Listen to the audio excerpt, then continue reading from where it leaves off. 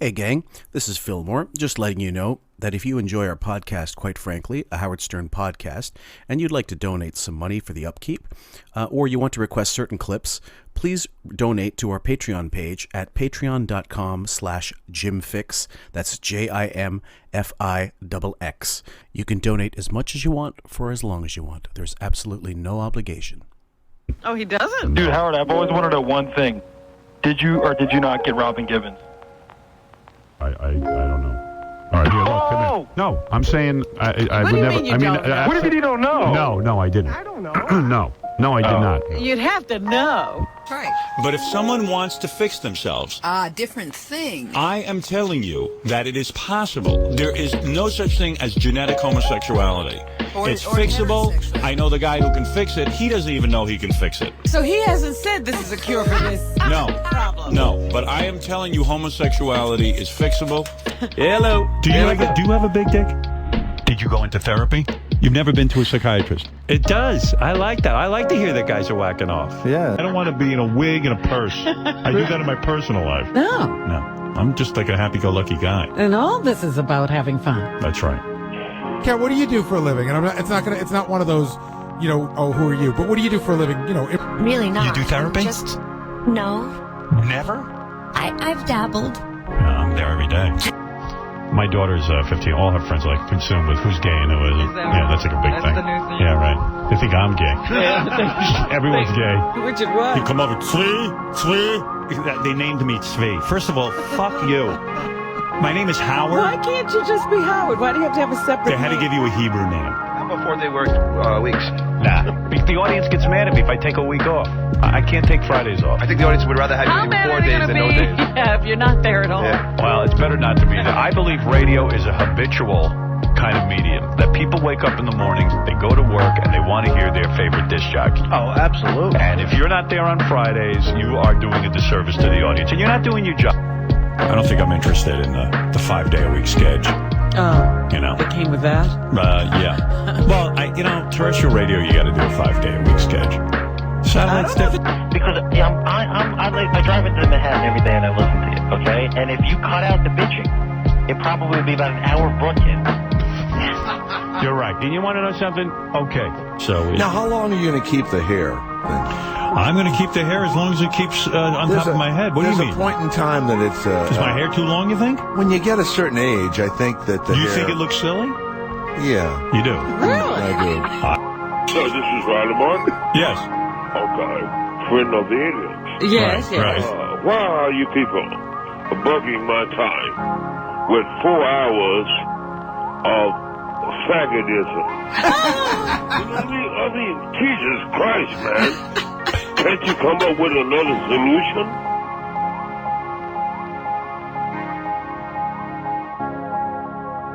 Welcome, everybody, to the latest episode of, quite frankly, a Howard Stern podcast. I'm your host, as always, Fillmore Fingers, a.k.a. Jim Fix. And with me are my two lovely co-hosts, Raven and Sam. Hi. Hey, guys. Now, if that doesn't sound like a sex line, a hot 1-800 number, I don't know, one of those party lines from the 80s. Sorry, you're going to be sadly mistaken.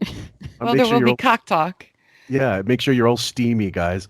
We're going to actually do our best to get through actually 2 days. One of them was the 22nd of September and one was the 28th. Raven did a wonderful job with the mockery threads as always, but there's just too much content with the Machine Gun Kelly interview, and that's the one we really wanted to take care of, guys. So first off, the clips, and I'm going to read them. Number 1, on the 22nd, Beefus gives us her top 3 bands, but poor Belle and Sebastian get shafted. I'm sitting here. I'm all prepared to do a radio show. I got phony phone calls. I got all kind of shit. This is what I'm doing. I heard you vacuuming up there. Oh, shoot. I'm sorry. No, it's fine. No one can hear. You told me you would never hear it. Honey, I don't care. I need a clean house. No, what I'm saying is, I want... Sorry, guys. This one is, excuse me, this one is specifically for Bob D. you to know what I'm doing while you're working hard. You think I'm down here working. I'm sitting and teaching this music teacher who the top 3 bands on. Fucking guy graduated college I never heard of. He says Rush. What? Go ahead. Say it again. Beatles. Number 2? Rolling Stone. Exactly. And number 3? Those are my top 2. Who's your 3rd? I don't want to say because it's probably one of my bands that No. Say it's Rolling Stones, Beatles, and who's your third? If you've already heard it, you know the answer. But doesn't she sound like, again, she's in fucking mortal fear every time she has to be asked a question? She sounds like she's running away too. Like, I wish she would have just said Spice Girls, fuck you, and ran away. Raven? It's almost like she's teacher's pet in school. She's like, Beatles, and then is it the Rolling Stones? She got the first one right away, like a reflex, but the second one she struggled with. Yeah, and the third one is going to be like one of those where you're going to see her brain like melting down in a pot. I don't know. I don't want to say the wrong. There's no wrong or right. What do you say? Wrong thing. Apparently, Rush is the wrong answer. I'll say Rush. Come on. Pink Floyd? Who? Pink Floyd? All right, go up and clean. Not bad. Please. That's fine, honey. I love. Okay, so I just wanted to play that one because she's doing the vacuuming and it sounds like, she's under duress every time she's got to answer this. Sam. How many people start vacuuming their mansions at 7 a.m.? Just curious. Do you think that was just like an affect that was just like, let me make sure people know I'm doing something? Absolutely. That's her way of just being like, I'm such a good wife. And he just wants her to clean because there's no way in hell he'd do a thing. He would not lift one finger in that freaking palace of his. Okay, fair enough. Clip number 2 really made me angry. This one is called Please Kill Wiggy Now. So first of all, I got to tell you my life. People send me, they hear me on the radio say, please don't bother me. I don't want to be bothered with any kind of injustice in the world. I don't want to know. I want to keep my head in the sand. I don't want to know about any of it. I got my own problem. I was on the phone with my mother for 2.5 hours yesterday. I got plenty of problems. Oh my God. 2.5 hours? 2.5 hours figuring out her life. No one figured out my life when I was young. She came up with a problem? Oh yeah. Okay, Raven. Right away. 2.5 hours with Don Buchwald, not his parents. What else could he be upset about right about this time of year? And we all know the rumors flying around with Jim Myers gone. He's scrambling. I thought he said in the clip at one point, he goes 2 hours on the phone with my mother. He did, but I'm saying it's a lie. Oh, okay. So you think it's just complete bullshit and it's all about contracts, or absolutely. In this case, in our belief, the lack thereof. Right. I think they're Sam? still negotiating. Okay. Or devil's advocate, say he is on the phone with his mother for 2.5 hours. I think we're hearing the torture of it, but I think Norman Bates, like, he enjoys this sort of rhetoric of her, kind of descending into this old age, almost dead, senile area in her life. And any sort of complaint, he can't reference his parents anymore. He can't go to Ben for contract talks. He can't rely on his parents for entertainment, hence why he makes impressions of them every chance he gets. So say he is on the phone with her for 2.5 hours. I think he enjoys torturing himself because it makes him feel better. Like, see what I did? I went on the phone for 2.5 hours. Well, that's a possibility. The other thing is also if he was, I think he enjoys the fact that he's financially, he's taking care of them, so to speak, and he feels this power. But yet, wasn't it not too long ago where he bitched and moaned because they left their house to Ellen? Yes. And he was bitching to, I don't know, I think it was Anderson Cooper. And he's saying, like, shouldn't you, isn't it traumatizing when you leave the house to one child and not the other? And shouldn't you, itemize each, he didn't say it like that, but he kind of implied, how fair is that? And this fucking multimillionaire. Anyway, it just gets worse and worse, this clip, guys. So I apologize in advance. But yeah, Sam.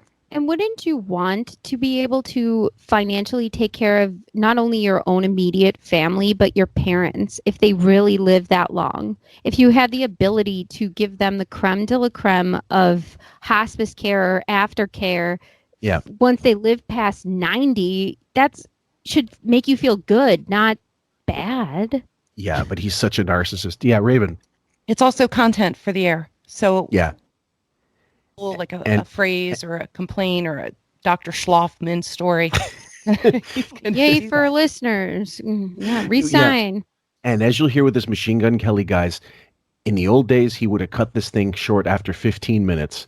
But now, because he's so desperate for filler, what's he going to do if Machine Gun Kelly doesn't fill those 2 hours? He's got nothing in the tank. He's got nothing standing by.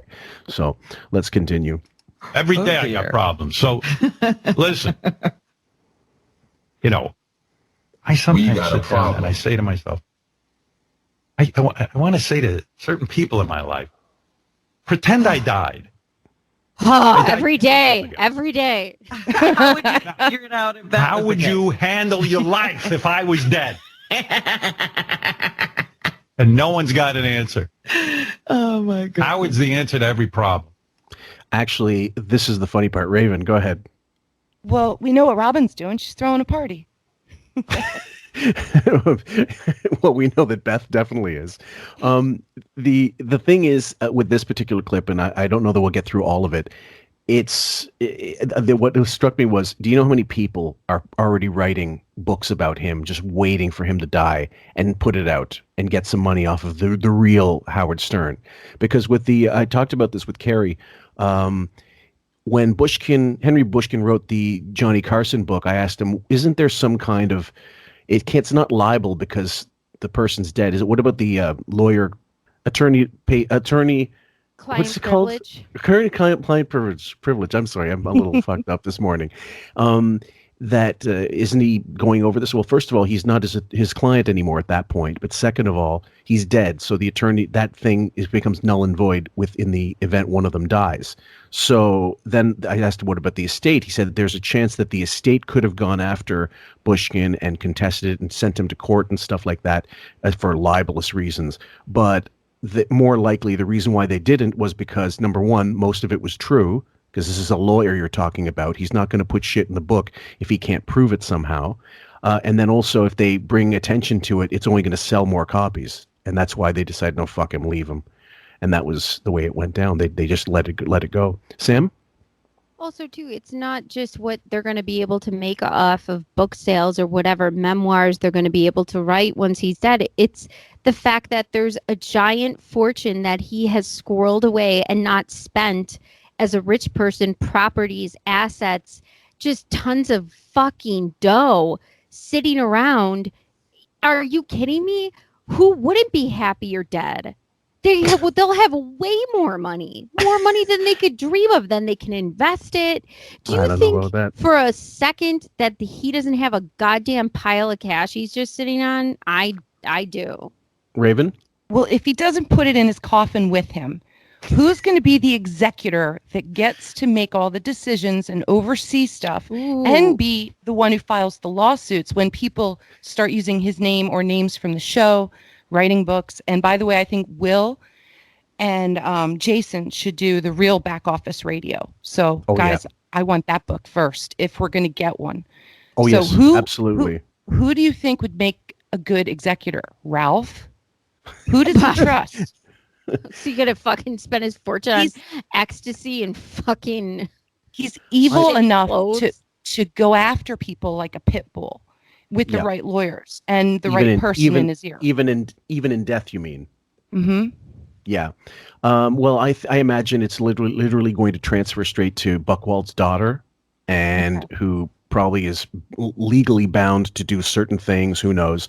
Because I can't imagine they're not going to have that thing airtight and figured out who exactly is going to take care of this. For all we know, and he could be donating all that money to some whatever the bullshit charity is just because of spite. I don't want anybody to get it. No one, I can't take it with me. You're not going to fucking get it. None of the kids, nothing. Yeah, Raven? But what a slap in the face to Beefus if he does do that and gives it to Ralph or splits it between the two of them somehow. I don't know. There's got to be a contract somewhere. I'd love to read what happens after. That'd be a good thread for us to post. Okay, let's keep going. Sorry. So when I get email and my agent forwards it to me, he's a good guy, Don. He tries. He tries to keep things from you. He keeps out 99.9% of the things. The other day, I got a letter from a friend, totally pissed off at me because I hadn't appeared in some project that they were doing. I said, I didn't even know about it. What project? And I contact my agent. He goes, I said no. My agent says no to everything. Okay. He says no to everything. He tells the agent, refuse for me so I don't have to be the bad guy. Next 30 seconds, guys. Know that about me. I don't want to do anything. I don't want to be on anyone's show. I don't want to be anywhere. I want to sit in my basement and be left alone. I've got calls coming in here all day, people looking for me. I'm a big dummy. What do I don't know how to solve your problem. Nobody solved my problems. I got news for you. Who do you call? If they're all calling you, who do you call? I called my father. Yeah. Called my father up. Sam. Resentment. He resents he can't call Ben to deal with his problems. Just like he needed Ben to talk to about every single issue, and you know he did because he admitted it. He can't do that anymore. So he's resentful, and now we get to shit on the parents more. Also, listen to this. I'm a big dummy. I have everything kept from me. How much more insulated do you need to be packaged? Like bubble wrapped times 30. It's so embarrassing. Well, just one I sec. need to be kept from the world. I need to be in a fucking bubble. Okay, well, here's the situation. Raven, you first, please. Okay, laziest zookeeper. That's a phrase we use all the time. And now that he doesn't have Ben to go to, he's got Don. Like I said, Don is his new daddy. So it's, I don't want to, like a tantruming child, I don't want to do anything. I don't want to do talk shows. I don't want to do this, that. And that's what Don hears. And that's what Don does. He cock blocks every offer that comes Howard's way. That's why he's probably one of 5 people on his speed dial. And that's it. So on his whole phone. I mean, sorry.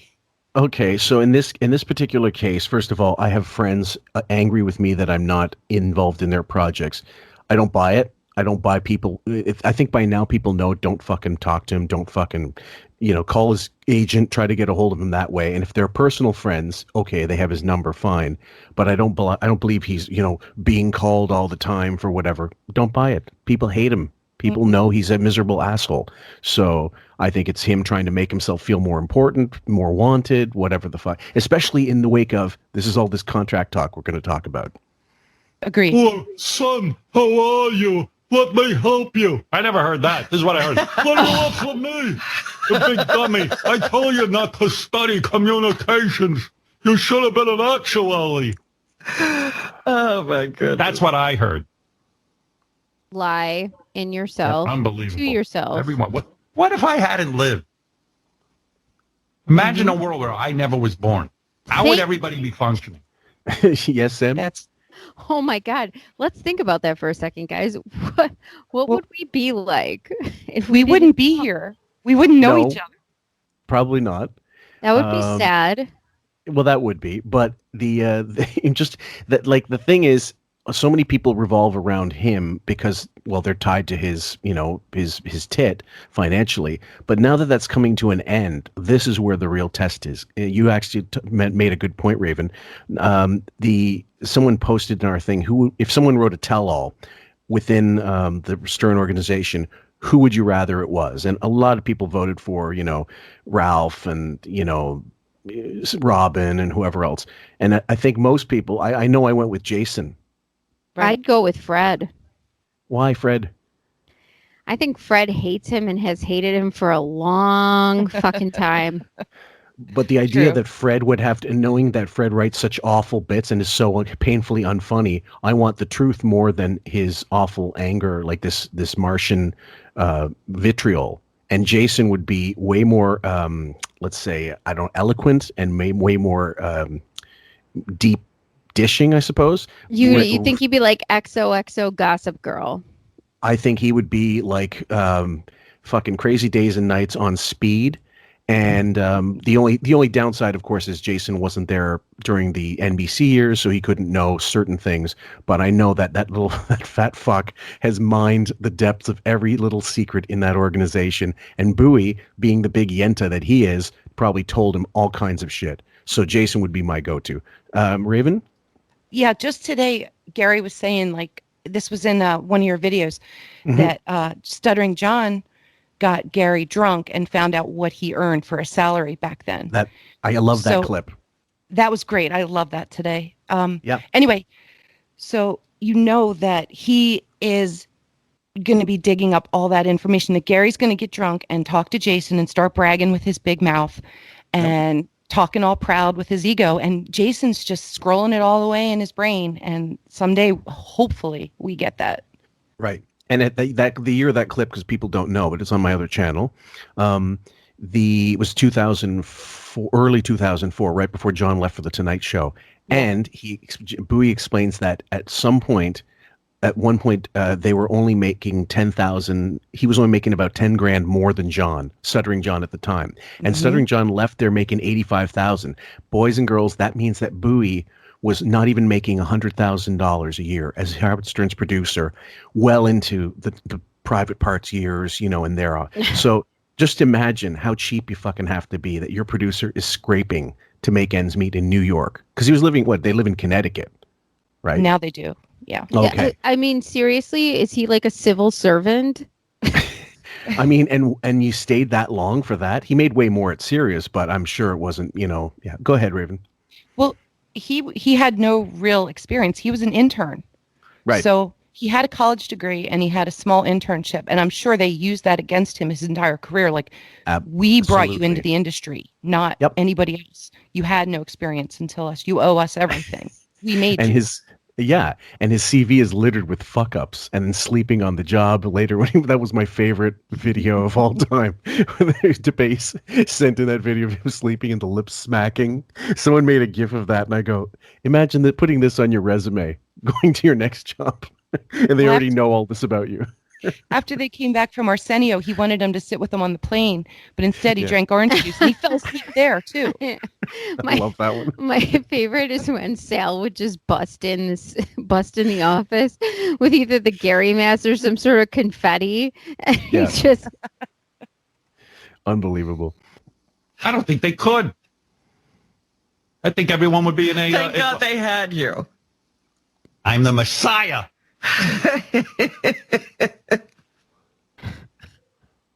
That's what it feels like sometimes. I don't want to be the Messiah. I just want to be a regular person. No, he doesn't. Go ahead, Sam. I just want to cut in with Jesus walks with me, like Kanye West. He's just fucking mental. Raven said to pick this one. I would have missed this actually, but when I went through it, I said, "Great catch." How many times has he done the Jesus pose? He wants to be the Messiah, totally. Yeah, absolutely. Wait a minute. Doesn't Jewish people not believe in Jesus? True. Right. Come on. What was it the way Artie put it? Because they were asking Sal, do you think the Jews there really was a Jesus, and the Jews really killed him? Artie goes, well, the Romans killed him, but the Jews put the hit out. Here's what everyone else does. Hello, Howard. Something terrible's happening. Oh yeah. Well, what do you want me to do? I don't have a job. I don't have any money. I don't have any. Terrible. I don't know what to do. Yeah, right. Well, I should have been like my father. I'd be like, Howard, I need your help. Oh yeah. Leave me alone. I'm reading the newspaper. Imagine in 2020 still doing that fucking tired. I can't play any more of that, guys, because if any of you, I know Raven's now without parents, and some of you guys out there have just been burying parents, over the last few years, as we all do when we start to get to that age. And he's still got his parents. He doesn't know how fucking lucky he is, and they were wonderful to him. That's what gets that one. That gets me angry about that, because I'm living in Asia 20 years and I don't see my parents regularly, so it makes it, if you get along with your parents, that would be a bit of a difficulty. Yeah, go ahead, Raven. Well, that's part of the anger that comes up during the show, is him just constantly complaining, and it's like, you have never lost a person in your life. Nothing. You've lost Six Yanka, the dog, and Apple, and all these other animals, but he hasn't lost any people. And it sucks losing a parent. My dad got me into this show. Mm-hmm. So if it weren't for him, I wouldn't be here. But it's just he's disgusting. We know this. Yeah. And it's terrible. It's clip number 3, horse shit about Beth's teachers, the matchmakers. You know what my parents gave me? This horrible face. Thanks. It's been very easy life. True. That face is fine. It's true. Very sweet. Thank you. I'm talking to Beth the other day. You know, Beth, gorgeous, professional model, blah, blah, blah. She talks about her life. I can't even believe it. And that sounds like a fairy tale. I knew Sam would jump right on top of it. Could you imagine it's like saying it's a Disney movie and Elsa is like has a fucking castle in Detroit. It's such a bullshit lie. She was a professional model. You worked in catalogs. When he does this kind of bragging, it reminds me of like Don Knotts in Three's Company when they go, what's your name? RF and landlord. Like he gave his credential or whatever anytime he had to, which of course, really impresses people when you have to tell them exactly what you were about and they don't know automatically. Raven? Well, Beefus is the Pittsburgh princess. So that's her castle. Her kid, Bob, the fraud doctor, and Bob her mother that groomed her. My God. Yeah, go ahead, Sam. But even more so, being married to someone for as long as they have been, and they've been together for 20 plus years now, right? Mm-hmm. The fact that you have to keep referring to yourself as this, ghoul, and that I'm married to this a professional model. Like, we know you say it every time. So this is all you guys are. She's the professional aging model for catalogs, and you're a ghoul. Congratulations. Like, what do you want from us? Yeah, what is he saying? It's a demented Disney thing, like the goblin and the ghoul. The goblin and the empty wine cellar. I don't know. Beauty and the Beast were on fucking coke in a wine cellar. Some Xannies. Ta-da! Yeah, tale as old as time, people. Okay, the last little bit. He's telling me the other day, she was in high school, and she was dating a guy. Her teachers would come up and say, "Are you dating so-and-so?" And she'd say, "Yeah." And they'd say, "He's not good enough for you." They were giving her love advice. Bullshit. This is the same. Remember, it falls in line with that story of the principal, went on his motorcycle and, visited her after she got busted getting drunk at the prom and she got suspended, which also is a bullshit story. Like, she might have got fucked up and might have got suspended probably for blowing the principal or something. But I don't believe for a second any of these, whimsical, Pittsburgh Princess High School, it was probably more like Carrie. Go ahead. Go ahead, Sam. Did you guys watch The Keepers, that Netflix documentary where it's like it was a Catholic school in Boston and the priests were all fucking the kids and it ended up they killed a nun who found out about it? It's a really good documentary. This is how I figure like Beth's high school is. It's not they're not being nice to her, giving her rides home. They might be fucking her for grades. I don't know. Like I'm not seeing this like loving tale in high school, and it's so odd that he knows about it better than she does. He mythologizes her high school in this weird, creepy way. Right, and she's what, 50? Or she's approaching 50 now, and this is what he's going 48. on. 40. Okay, let's just make her 50 for the sake of round numbers. We're taking care of her, even the teachers. Male teachers. Of course. Yeah. Well, they knew, though. They can tell a rat. No, they can tell a whore. So I can tell the student will take it up the ass for a B+. This last one, this is a long one. Fake caller asking about future plans. We know it's a fake caller because you'll hear it, guys. There's no getting around it. Hey, Tom, what's up? Hey, Howard. I'm in and out of the show, so I apologize if this has been addressed already, but I was just wondering if with Shuli's move to Alabama, is that indicative of you not re-upping when your contract is over? Sounds too calm. It sounds like it's written down for him. And most callers that get on the air have a little bit of, if they're real callers, they have a bit of nerves, connection's worse. This sounds appropriately choppy enough, but it's still I don't buy it. This is just him directing. We don't have real colors on the show anymore. Raven? I noticed more and more. When somebody mentioned this, it rings true for me. Is they don't always give a city that the caller's from nowadays. Bingo. Yep. And I'm not sure that this caller gave his city or. No, he didn't. It just said Tom. So yeah. And the connections are sometimes really horrible. And I know anybody could be horrible, but sometimes. Raven, have you tried calling on the regular show in the morning? Because I have, like, a lot just to see, and it doesn't go anywhere. There's no. No, I haven't. Literally and figuratively. There's nobody that answers. Like, I get on Jim and Sam all the time, and I regularly. They know who I am now. Like they know I'm Sam from Buffalo. They're using Zoom as well. They're not in studio, are they?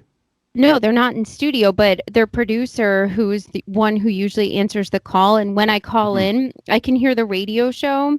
So usually I'm listening to the radio show versus a ringtone. So when I call, it's the show. And then like about a minute or so later, the producer will come on and say, "Hi, who is this?" And then they'll say what I'll say what I'm calling for, and they put me on, or I make it to work before I can, get on the show. But with Howard, you call that number, it goes to nothing. It goes to end. There's nothing. Nothing so happens. Weird. How symbolic. I'll have to give it a shot some morning. Try it. I will too. The times I've ever got on hold, I will tell you that I called in as a gay caller, and they let me through no problem. Of course they did. I gotta be trans. Yeah, pretty much. Oh. Well, you bring up a topic that I feel strange about. I don't want to say what's going down here, but I don't know. I'll be honest with you. I don't have any new contract. And cough, cough. I'm done here, and so is Robin. We're all under the same kind of time frame. He just said right there, "I'm done here." And you hear the tone of his voice. Yeah. That's not the tone he usually had in 2010, near the end of 2010, or 2009 rather, near the end of 2015, when they had that fake Sal's crying bit, "Oh God, you're going to retire," all that shit.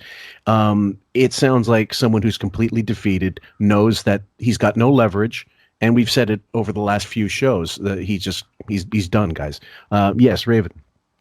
I've never heard him sound like this, and I've listened to every contract talk he's had. Right. There's usually like a little giddiness or like taunting them with other options that he's got to do. And this time it's not dancing around anything like that. It's just he's clammed up 112% totally. Sam? Also the fact that in previous articles that were talking about his contract, where he was trying to get press to excite SiriusXM about renewing, but he didn't have a renewal. Like Raven said, it was a different tone in his voice. Also, Jim Meyer was a part of the process. So in those articles that were talking about re-upping, Jim Meyer said, "I hope we come to a solution. I hope we come to an agreement." Well, guess what happened to Jim Meyer? He's gone. So what does that mean? And typically, I don't know about other corporate ventures, but in Hollywood at least, when a CEO or someone in charge of a certain wing of a department of whatever movie company leaves, it usually signals a drastic departure in the way they approach how they're releasing films, they're marketing films going forward. I think the biggest example I can think of is the Kathleen Kennedy thing in the Star Wars, because a lot of the fans just hated the direction they ended up taking, the SJW direction. Yeah, go ahead, Raven. There definitely could be the start of a whole cleaning of the house. Now, we just started the fourth quarter, so the financials should have been in for next year's projections. And that could mean this Jennifer Witz that is taking over for Jim Meyer, she probably has a whole gang of people from AMC, and it's just a matter of time, I wonder, till when they start trickling in, if they haven't already. We just aren't hearing about it. Who knows? That's right. Right, because you're right. They also bring in their own crew. They want to work with who they want to work with, not whoever. And now there's CEOs that she can't move. But anyway, let's continue with the rest of this. We've got, I think, till the first 2 weeks in December, and then we're done. December, yeah. And Bye. I don't really know. Take care, brush your hair. What's going to be? I'm going to be honest. Don't let the door hit you on the way out. I still enjoy doing the show. I told you. Oh. You know, this is. I know it sounds self-serving, but there are clips that I play. I could almost like mark a track listing of when Sam's gonna laugh. And it's usually something very simple like that. As Robin was alive and wasn't with that fucking cancer. Actually, I died several years ago. I haven't told him yet. You know, thank God she beat cancer so I could continue working. He actually caught himself. Like, she actually stopped him from. He had to backtrack. So like, he basically said she's finished. He's kind of, in my opinion, it sounds like he's admitting she's a goner. Like, this chemo's not working. You know, or she's, you know, she was in remission, but now it's back. We know it's back, but and then this whole idea that the mythology of, oh well, if she's gone, I'm gone. No. If there's marbles on the table and she's not around, he'll still find something to do. Listen, Sam? He had no steam, None. even after her cancer. So what he should have done is paid everyone handsomely from all the money he's made and said, everyone, go live your best life. Thank you for everything you've done. Here's all this fucking money. Here's all the money I'm going to spend in the rest of my life, considering I don't do anything. And everyone be happy. But no. Nope. Sorry. Try again. It's all right. And no, but in all seriousness, I'm going to be frank with you. I don't know what's going to happen. I'll tell you. I told you that this guy Jim, who we work for, Jim Meyer. Goodbye. I enjoyed working with him, and it made the job very comfortable and comforting. Comforting. It sounds like something you say about someone in palliative care. It's comforting. That means he's gone. Go ahead, Sam. Well, the language is very telling. Right. Like, I love my boss, but I don't think of the word comforting when I think of my employment. That's so fucking odd. Also, you know what? We got so much to go through. Just go. Never mind. Yeah. But he's retiring, and it got me thinking. I don't know. You know, I know my agent has talked to Sirius. I don't know where they're. I don't even ask my agent. I don't even know where they're at with this thing. Bullshit. And I don't even know that the talks are going on at this point. Well, what the fuck? Go ahead, Sam. Yeah. Well, maybe this new person that's coming in, and I feel like this is a real point where SiriusXM needs help with.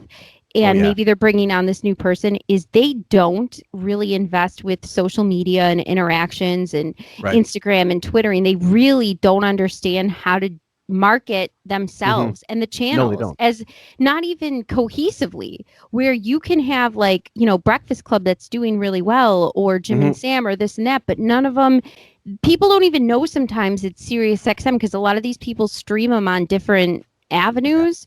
So I feel like maybe that, you guys are all shitting the bed because you're all fogies and you don't even know what the fuck you're doing. Goodbye, Jim. See you how. Let's be honest, and let's be real, because I'm keeping it real. The time, like, you brought in Marcy to get him into the fucking 21st century, and what did she do in the end? Twitter spamming, and it became to nothing, because you know how many people are still saying, even online in these groups, didn't he retire? You know, that's not good for your Q rating when people don't know if you're active or not. Yeah, a lot of people, they don't know if he's still alive, let alone still on the air. They don't know who he is. I posted the comments in the picture that Beth and Howard and Ellen were tagged in. And people were like, who is this person Colton is with? Nobody knew who the fuck those two people were. Yeah. People were like, why is Colton? Oh, the Bachelor's marrying someone. Who is this? Right. Who is this person? Nobody knows who he is. Just a cadaver.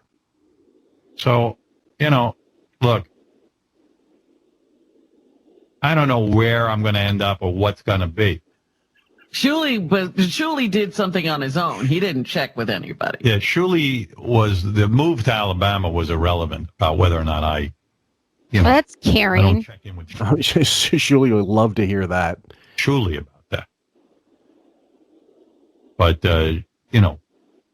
I can't give you with 100%. I'd like to do something in the future, but I hope it's with here, at Sirius XM. You know how I feel about the company. He sounds completely defeated. You can hear it in his voice. Raven, he's not that good of an actor. His energy is just flatlined. It was almost like he went from saying Robin's fucking cancer twice, and then just this whole just deadpan, no lift in his voice, nothing. Yeah. Didn't you know how he feels about the company, right? Like suing them and twice. Yeah, exactly. How he feels about them. Piss on this audience. Yeah. I need to buy get some that fucking calendars. I need to get that Scott Salem clip where he goes, "Fuck everyone." We were integral in making satellite radio happen, but I don't really know what's going to be, and I don't react well to change. Maybe something will be worked out, but I really don't know. I'll be honest with you.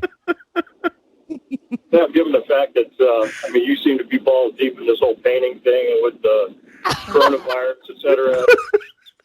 The guy's still on the line. That's when you know it's a fake caller. Like, he's literally keeping him on to talk to him. As, I don't have a friend. Go ahead, Sam. Yeah, you would be interrupting him 10 times if you were a real caller.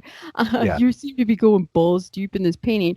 What is he, fucking Van Gogh in his next life? He's only balls deep into Ralph. I mean, come on. There you go. Maybe he'll develop a style of painting like Pollock, where he just throws the paint on the wig and starts throwing it at the canvas. Fuck. Metamucil. That is his Metamucil period. There's a lot of things that changed over the last several months, and I just wondered how that weighed on your potential decision. Well, I'm like Jim. Jim probably said to himself, "Hey." He's probably a painter too. He probably wants, I swear to you, I have Jim paints. I don't know. I think Jim's painting. That's what I think. No, sometimes I fantasize about my life, about away from your basement. Yeah. I'm sorry when I get these references to his basement. Oh God. Sorry. Do you just think he's referred to his basement so much through his life? I just feel like that you've got mail, and it's like that with 9-inch nails and just Ralph and lotion and fish tanks and fucking bowling. It's just awful. Go ahead. I picture more like Silence of the Lambs kind of style, where Beth is just lowering baskets of fruit down at him, and then you got Ralph in a cage like the Gimp in Pulp Fiction. I don't know. It's some weird messed up thing. I just wigs. I so think in his basement he has a room where it's just walls of wigs that he tries on. It puts the wig glue in the basket. It does this whenever it's told. Go ahead, Raven, please. I think he has racks of shoes underneath of super high heel pumps and totally stripper shoes. Or he's got 100 of the same pre-distressed boots, and he's looking at which one do I wear? Which one this day? Yeah, go ahead. Then he throws a scarf around him, a Varvatos scarf, to top it all off. Who went out of business, by the way? What's that? Who has the bigger feet? Him or Beth? Ooh, him. He's got a 16 and she's a 13, but that's men, women. 16? No, hers proportionally hers are larger, but he's got the bigger feet, I'm sure. It is 16 right for him, for a guy like him? The sizes are different for men. I don't remember the what's the corresponding size for women. I think it's they might be even. They might even be able to wear the same shoes. We'll keep an eye on Instagram. Okay, let's take a look. Away from radio and stuff, and Jim said he wants to spend more time with his family. Wow. Some family. Must be some great family. Huh? What a great family. You would know, Robin. Exactly. Somebody was it you, Sam, or someone else asked about? Wasn't it her brother who got his house was foreclosed a few years ago? Yes, that was you. Yeah, okay. So yeah, her brother had to let his house go into foreclosure. Her actual brother. So I don't think she has any relationship with him, although she still has a relationship with her nephew, which is his son, obviously. So Robin talking about family. Ooh, and no, don't go there. Don't go there. The word family. To them, it's like that Breaking Bad episode. It's like the first or second one where the tub, they put the meth in the tub, or they're trying to disintegrate the body, and the whole thing, it like burns through the tub, burns through the fucking floor, burns through the body. You can't say family to these people. They don't get it. No. Spend any time with my family. That's how you got into radio. You want to get away from your family. But, yeah, I don't know. Honestly, I do not know what's going to be, but your buddy will end up doing something. And by buddy, I mean me. So, go ahead, Sam. This is existential bullshit. Go ahead. Robin got into radio to get away from her family. Okay, didn't Robin have her family call in multiple times, once on Mother's Day, where he talked to Mrs. Quivers, remember? They visited the studio, actually, and I remember I'm desperate to find this clip. Everybody I know who has the show, it's truncated because it's at the end, and I have the show, but it's missing that part. From what Benjamin says, Fred and Jackie were just horrified. Like, you wrote all this crap about your parents, and then you're bringing them in the studio. You know what I mean? Like, this is post book and post allegations and all this stuff. And then she's acting like, oh, here's my mother and father and stuff. If you really had that happen to you, you could not run away fast enough from your parents who did not protect you and did all this. So that's why all those years, guys, I'm going to maintain, I think Robin's bullshitting about her. Maybe she got physically abused, but I don't believe the molestation one bit. Sorry.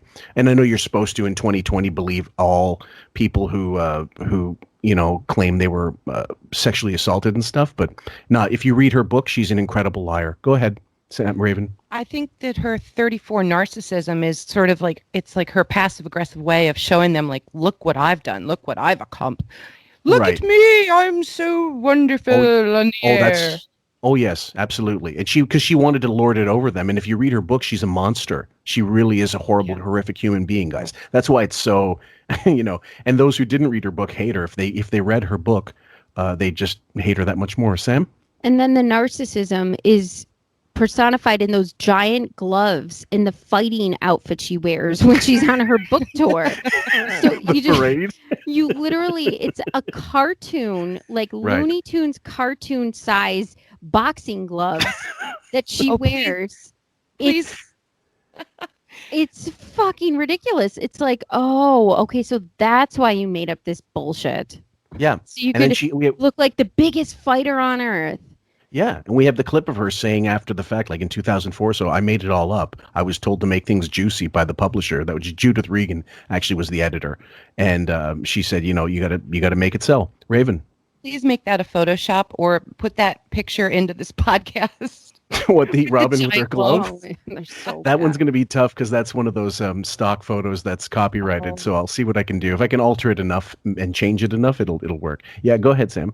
No, I'm good. Okay, let's go. Stay tuned. I appreciate what you're doing. Yeah, I can't tell you what's going to happen. He doesn't know if you'll be able to hear it, but he'll be doing. I'll be doing something. Whether or not we're together, I don't know. I'll take care of myself. Don't worry. For being loyal fans and always sticking with me, and always being there for me, and I've always tried to be there for you. But when I wasn't telling you to, I wasn't saying I was going to piss on my fans. I'm not really sure what's going to be. If this is, the final, the last dance, as they say. Right. I will have been very upset that we didn't have time to contemplate the last dance. Robin wants to write like the Dead Sea Scrolls worth of farewells. Go ahead, Sam. I was there for you on a Friday, but that ended. I was there for you on a Thursday, but piss off. Johnny Carson saying, man, this guy knows how to take some vacations, doesn't he? I just want to correct Raven. Myself from earlier. It was the quote, I believe, is, buy a calendar, you cheap fucks. I'd said it wrong before. And actually, it wasn't even that. It was more like, it was something else. It was along those lines. But the clip doesn't exist where he actually says that. It just became much funnier than, But he did say something. You know All what these is cheap really assholes. funny? Making people buy a calendar. Or giving it as a Christmas gift. You make people buy a calendar. If you do that, like at my work, every year they say, "Oh, what kind of calendar do you want? You want this desk one? Do you want an agenda? Do you want a wall one?" They give us like 4 options, and it's like a free thing they give us because who the fuck would buy, and you'd make them buy a calendar. Mm-hmm. Well, yeah, unless you're some kind of dictator. With the people who've been with us all this time. Yeah, I think what we could do, it might not be the most exciting last show, but you're telling us. I mean, Like maybe we would devote the last show to all the people who work here. Like the Howard TV guys who you fucking shit canned on the air. Yay! Ta-da! Hang with them, not just Ronnie and the ones you know. Yeah. But we'll see. I don't know. I really do not know what's going to be. I can't tell you that. I think the last conversation I had with my agent was like, I haven't heard from anybody or something. I mean, it was like one of the, I was like, or true. Yeah, exactly. Go ahead, Sam. Because he hung on so long, this has all the excitement of a local news, like Spectrum News, and somebody's retiring, and you're like, okay. You know what I mean? Like, okay. Cool. You're waiting for the hook. Okay, whatever. I was just sort of talking about this with somebody last night, as a matter of fact. And was it your cats? Not getting to Was it Captain Dennis? say a lengthy goodbye almost made me. I mean, I almost came to tears. Like I imagined that we'd know this was what was happening, and we'd have a long time to get used to the idea. Yeah. But, oh my fucking Lord. Go ahead, Sam. Were you crying on Blaze? Oh, wait. Oh, God, poor Blaze. The weight he had to bear. Poor horse. Go ahead, Raven. Holy fuck, has she forgotten who she works for? Yeah. She knows this man has no emotion whatsoever, and he gives 2 fucks if he's getting the hell out of there. And the last thing he wants to do is sit around and commemorate with people. How and dare you, fake Raven? human- He gave her wind chimes. Like 10-foot tall wind chimes. Oh my Lord. Well, the other thing is like this whole sort of like you guys remember, the gift from the AGT promo tour where he's slumped, like they're waving, Heidi and Mel B are waving. Love and it. he's going, this is the vocal personification of that. I might have to just clip that and put it on a continuous loop for this video. saying we're leaving. I just don't know what's happening, which is odd. I'm just saying if it happens, I will have felt that, I wanted longer to say goodbye. In fact, you've been saying goodbye for the last fucking 10 years. Just be honest. I don't want to play any more of that because it's just more of the same. There's still 2.5 minutes and I just cannot get through that. So let's go straight into Machine Gun Kelly interview, which was on the 23rd. And this first clip is called Machine Gun Shithead Wakes Up Out of His Pothead Stupor. Go ahead, Sam. So I just want to give a little bit of bio for Machine Gun Kelly. Oh, please do. Okay. Well, when I first Googled him, it came up with a different person's name. Actually, his name was George Machine Gun Kelly. Yeah, the actual Machine Gun Kelly. His name was George Kelly Barnes, and he was a bootlegger in the 20s and 30s and a gangster that was pretty big time. He was born in 1895, and he went to Alcatraz, and he died in Leavenworth in 1954. But then once I realized that I was looking at the wrong person pretty quickly, I was just interested in that other person's biography. He seemed way more interesting than this fucking loser. Just a little bit. Machine Gun Kelly, the musician, actually had a pretty saddish life. His real name is Colson Baker, and he was born in 1990. Early life, like they were talking about, his parents were missionaries in Egypt and Germany, and his mom left him. He went back to Denver with his dad and his aunt. So that's why when he was talking about his aunt, who he loved so much, that passed away, that was really sad for him because that was like, I guess, one of the only people who cared about him. Following that departure of his dad, he stopped going to school. But then in 2005, his dad tried to retrieve him and take him to Kuwait, which is fucked up beyond belief. Okay. And he was forced to return stateside to Cleveland, which is where he attended high school. People made fun of him. He was bullied, but he said he was going to be famous. A local T-shirt shop manager, became his manager, and he had this rapid fire delivery, so he gave him the name Machine Gun Kelly. Gotcha. Then in 2010, he came up with this mixtape, which was pretty much what people who were doing music without a record label did, this mixtape thing. And it was called 100 Words and Running. And he came up with the slogan, Lace Up. He also became a father. And he still worked at Chipotle at the time when he was doing this. So people knew who he was, but he wasn't really making anything monetarily. And then he signed to Blockstars Music, did something with Jackass and Steve-O. And then he met P. Diddy, got signed, and the rest is history. Yeah, he started off as a basically he did he did like the white rapper thing, and ultimately he very recently did start going pop punk. And I've listened to the earlier stuff and I've listened to his pop punk, and it's all fine if that's what you like. But he when he said he was 30 years old, and I heard this interview, I was like, no way, that guy's 30. He sounds like he's 18 and constantly baked, worse than Spicoli. Go ahead, Raven. He's had like a life where he's really gotten knocked around quite a bit. So I feel for him in that respect. Right. And not having an education, a great education, that people could take advantage of him and his money. And he brings that up in the interview too. So having lost your mom, your aunt, your dad, he's a stunted child, and he's walking around, and what does he walk into? The Pelican's basement. Like, he hasn't had enough hardship in his life. Now he's got to sit through a 2-hour interview. I would smoke my brains out too. Well, he said he was hungover when he got into the interview, and I'm thinking to myself, okay, well, that's about as professional as you can get. But either way, it's super early, whatever. Okay, fine, whatever. But Sam, you wanted to say?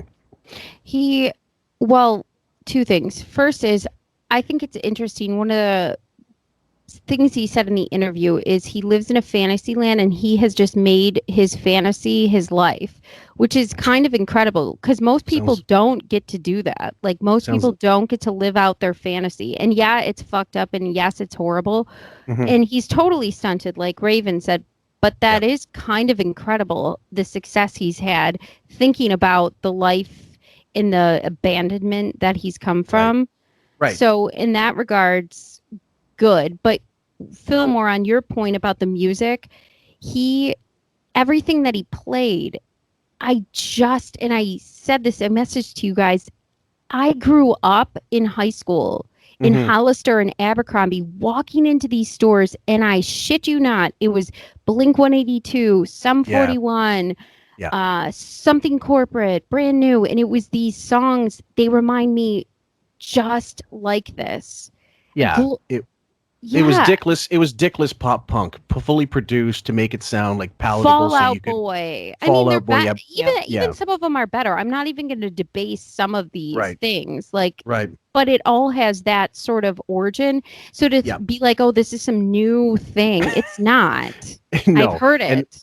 And Wig, the way he was going on, at one point you'll hear it when he talks about Post Malone, when Post Malone covers from Nirvana, as if that was like, somebody covering Hendrix or something. I mean, Nirvana, get me wrong, guys, Nirvana was a legendary band, but not because they were complex songs or arrangements. It was just about the era, the lyrics, the time. And I mean, if Nirvana were released If some of those songs were released 20 years later instead, I don't think they get the same acclaim. It was all a product of the time and the fact that Kurt killed himself that gave them all this weight. If he's still alive, Kurt Cobain, their Nirvana legacy is diminished entirely because he probably would have went a different way anyway. He was going to go, he did the acoustic thing. He probably would have went down that avenue and done maybe a blues thing. Who knows? Mm-hmm. Yeah. Sam, Raven, you wanted to say first.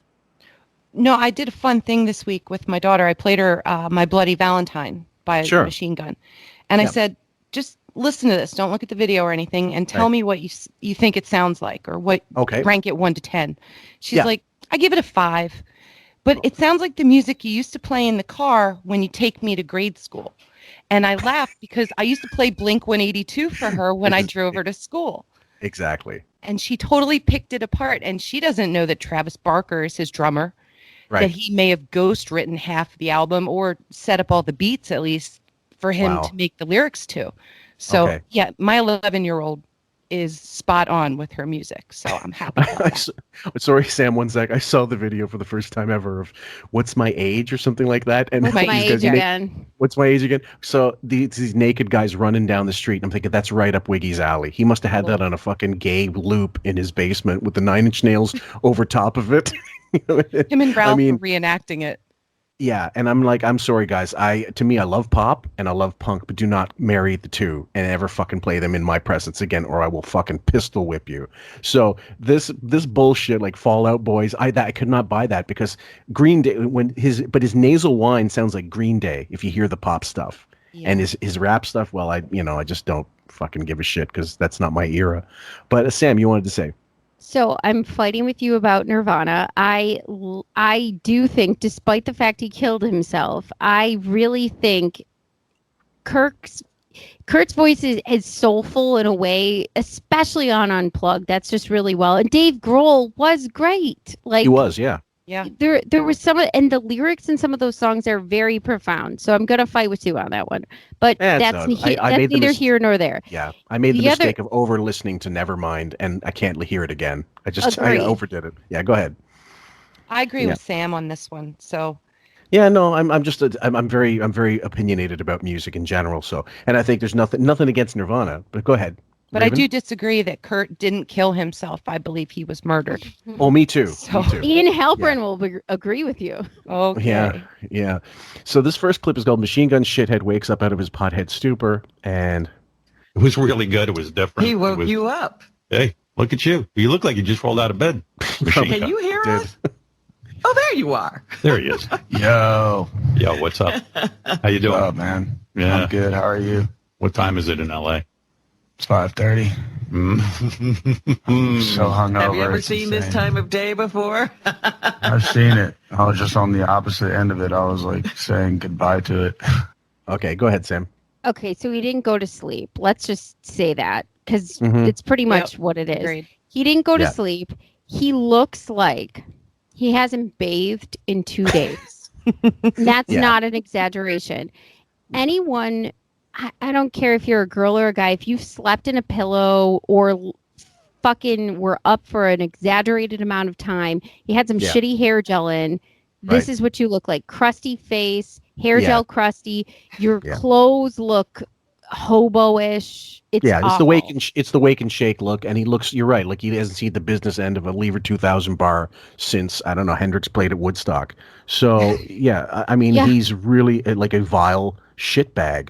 But I mean, what would you expect from an 18-year-old in a 30-year-old's body? You're so right. I really, the most shocking thing of this interview, there's a bunch of them, but it was the fact he's 30. I was like, that was it. Dying. And that boggled me. So that when you guys said Arrested Development, you're not kidding. I mean, all in my head, always thinking was, aloha, Mr. Hand. Oh, it gets a lot worse. Yeah. Okay. So the next one, Wiggy froths over Post Malone, and this is where I kind of laughed because he was making Post Malone into be like fucking Rush or something. Yeah. So you say you're hungover, huh? Were you out last night? No, I was playing like a beer pong tournament with Post Malone. I like that guy. Post. Beer pong when you're 30. Guys, it's a little embarrassing when you're over 25 and you're doing beer pong. And then Wiggy did beer pong with, who was it? Was it Paris Hilton? Yeah. So no, Nikki Hilton. I can't remember. It was Ivanka Trump.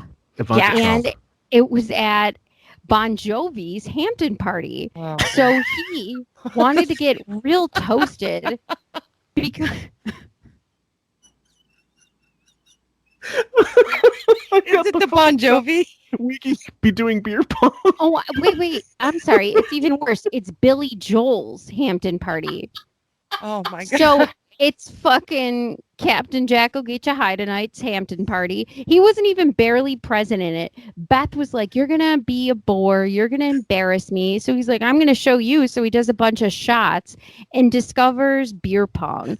And he sees that there's cups in multiple tables and is confused. So he starts cleaning off the cups from the tables. And they said, no, this is for a game. So he says, oh, cool, man.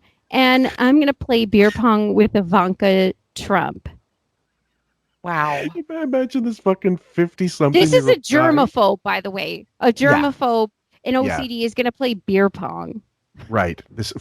He's basically, and if Machine Gun Kelly is 18 in a 30-year-old body, Wig is 13 in a 66-year-old body or whatever the fuck. At the time he was, I don't know, 58 or something. So just play with the math, guys. But either way, too old, both of them to do this shit. Malone, his shit's really. Oh, sorry, Sam. I don't even think you're too. If you want to do this once in a while just for fun, if you're with your friends or you're camping or something, fine, cool. You play beer pong. I'm not judging it, but it sounds ridiculous. You're in Hollywood. You're rich. What the fuck are you doing? Yeah. Go ahead, Raven. I'm like the actuary around here. I did the math, and it's a 45-year difference from 13 to 48 or 58. Okay. And for Machine Gun, it's only 12 years. Let's say an 18-year-old and a 33. Sorry, a 15-year. So Wiggy's doing like 3 times the amount of stunted growth that Machine Gun Kelly is. Oh, thank you. Thank you, Dustin. That's so brilliant. Okay, here we go. Good. How'd you meet him? Where do you meet him? I met him. You really are hungover, dude. I feel like I'm. No, not at all. Sorry. I met him. Years and years ago. You know what I mean? I feel like we all I feel like the first time we all kicked it crazy was at it was I don't know, some random Rob Kardashian's house or something. Okay, some random. Okay. By the way, guys, I said to Raven and Sam before we started, if you want to do a drinking game with this episode, here's your objective. Whether you choose to accept it or not, your mission.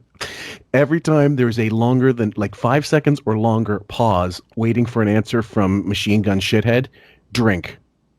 You will be fucked up in record time. not record time because you got to wait those 5 seconds. Raven. Do you know how many? We had over 1,000 comments in the live thread during this interview. Right. That's our most ever. And it's a lot of it is just gifts because there was nothing to type. He was talking so slow about so much nothing. And Wiggy let him go. Wait till you hear the other stories. The audio levels look like Sonny Von Bulow's heart monitor. That's how much space there was in between spikes where someone was speaking. Sam? Raven, I participate when I can. Yes. But I was at work and I couldn't do it, but I just didn't care. I was like, okay, I'm going to hide and I'm going to barricade myself so I'm not seen. And because it was just that bad. You were balls to the wall that day. I could not believe it. I go, what the fuck am I listening to right now? I couldn't believe it. And he kept trying to relate, which was even, and then things like this. So he's talking about beer pong. I want to be like, why don't you talk about the big tournament you had on tequila with Ivanka Trump? You fucking poser. Cool. Why don't you talk about being sequestered and show them all your cool guitars? Hold on. World of guitars behind you. Check out this Limp Bizkit thing I ripped off and blacked out the name of the the producer of the K-Rock that really it belonged to. So hold on. This is the other thing, guys. Yeah, it was douche chilly, but also there's a Rolling Stone interview from like I reference it a lot over the years. It's from maybe 2011, so post Artie and pre AGT, but he'd probably been doing the contract negotiations for it anyway. And in it, he says the interviewer says a lot of people complain that you cut the guests off too much, and he said, I think that's one of my strengths. You got to know when to cut somebody off. He let this shithead go on for 2 hours. Okay, whether you have sympathy for Machine Gun Kelly or not is irrelevant. In the old days, he would have, when Ace Frehley came in, wouldn't talk. This is 2005. Wouldn't talk about anything. He cut him off after like 20 minutes. Let him plug whatever it was he had to plug and let him go. That's what you kind of hope for. This thing, he was padding out this fucking thing. If Machine Gun Kelly decided to read Ulysses, for the first page of Ulysses for about 2 hours, he would have let him. Raven? Howard, typically in the past with his questions, have been Machine Gun Wigosaurus. Yeah. So this one, he just sat back. He tried to be relevant, somehow know what he was talking about. Stuff just crazy, like woohoo stuff with numbers and nature later. Stuff that he mocked Sal for. He totally let this guy just blabber on about. Forest Gardens 7 years ago, our forefathers brought forth this nation and Quaaludes. of liberty. He brought up Quaaludes. Quaaludes haven't been manufactured for like 25 years. Let's go to Studio 54 this week, Machine Gun. Do you ever do shrooms? Angel dust? Ever do like yellow jackets? Nebutols? Like every fucking prescription, every prescription drug that doesn't exist anymore on the market. Random, but yeah. Anyway, beer pong 10 years later, 5 years later. So Post Malone's house looks like fun because I was watching, like when COVID first started, he did this concert from his house. And he did the Utah one? Yeah, and he did this whole Nirvana thing. Like he loves Nirvana and he did the whole album. And I didn't even realize how talented he was until, because I was never really into rap or anything. So guys, I can play Nirvana. It's not complex. Is it important? That's up for you guys to decide, but it's not difficult to fucking cover Nirvana. Go ahead, Sam. Okay, so we basically have the secret police, which is Howard for COVID. He's like the Stasi or the, KGB for, did you leave your house? And now it's Post Malone did a concert, even though it was COVID, and that was pretty cool. Like, the only reason he really paid attention to it was because Post Malone was wearing a dress. Right.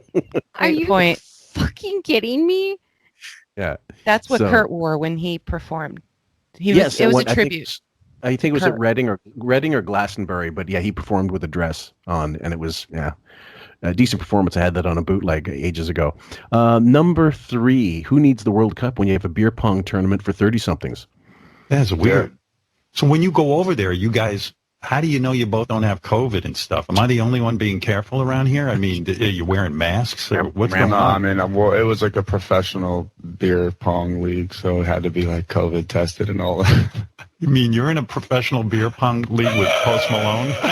That's what I'm laughing. Yeah, I don't know where you get the fucking official like a UEFA certification to host a beer pong tournament in COVID 2020. Go ahead, Sam. Yeah, I'm really sure they're being safe. There's sanitizer everywhere and COVID testing.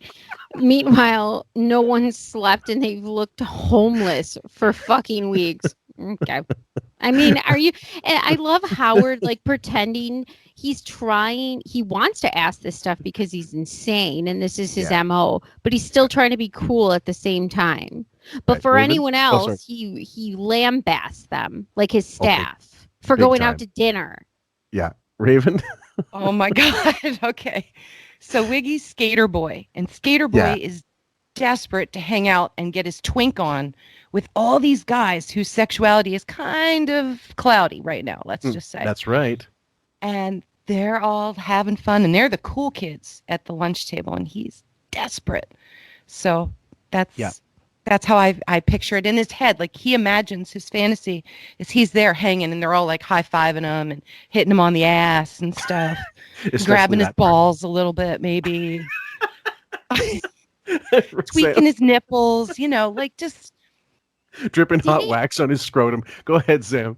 Raven, didn't you get the feeling during this interview and because they weren't cool in high school, but they're cool now. Yeah. He had more of a, I don't know, lecherous kind of like hopeful way of hanging out with these people. Because you guys know what it's like. I was a loser too. But I mean, he's like a real, he's a real loser.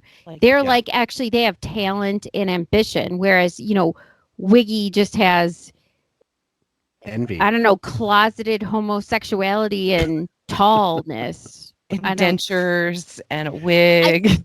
But I was just like, the whole time I kept thinking he's bonding more with the fact that they were losers in high school. Correct. It was very much Liberace and Scott Thorson, the way he was trying to groom him in the interview. Like, well, you don't know, because he clearly didn't know anything about Howard except maybe private parts, which he mentioned. He didn't know anything except for that. He thought he made more than one movie. That's how out of it he was. He goes, which movie? And Howard's like, private parts. Or either that, or he just really didn't know what the fucking movie was, and then it was almost like it was like a fucking canon film or something. But here's the thing, and we'll go through it all.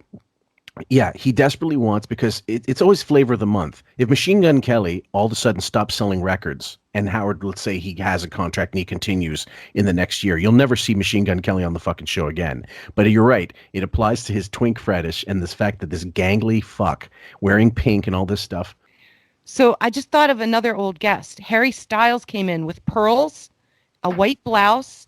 I think they were women's trousers. I'm not sure, but like high heel boots. Of course they were. That he never returned his calls.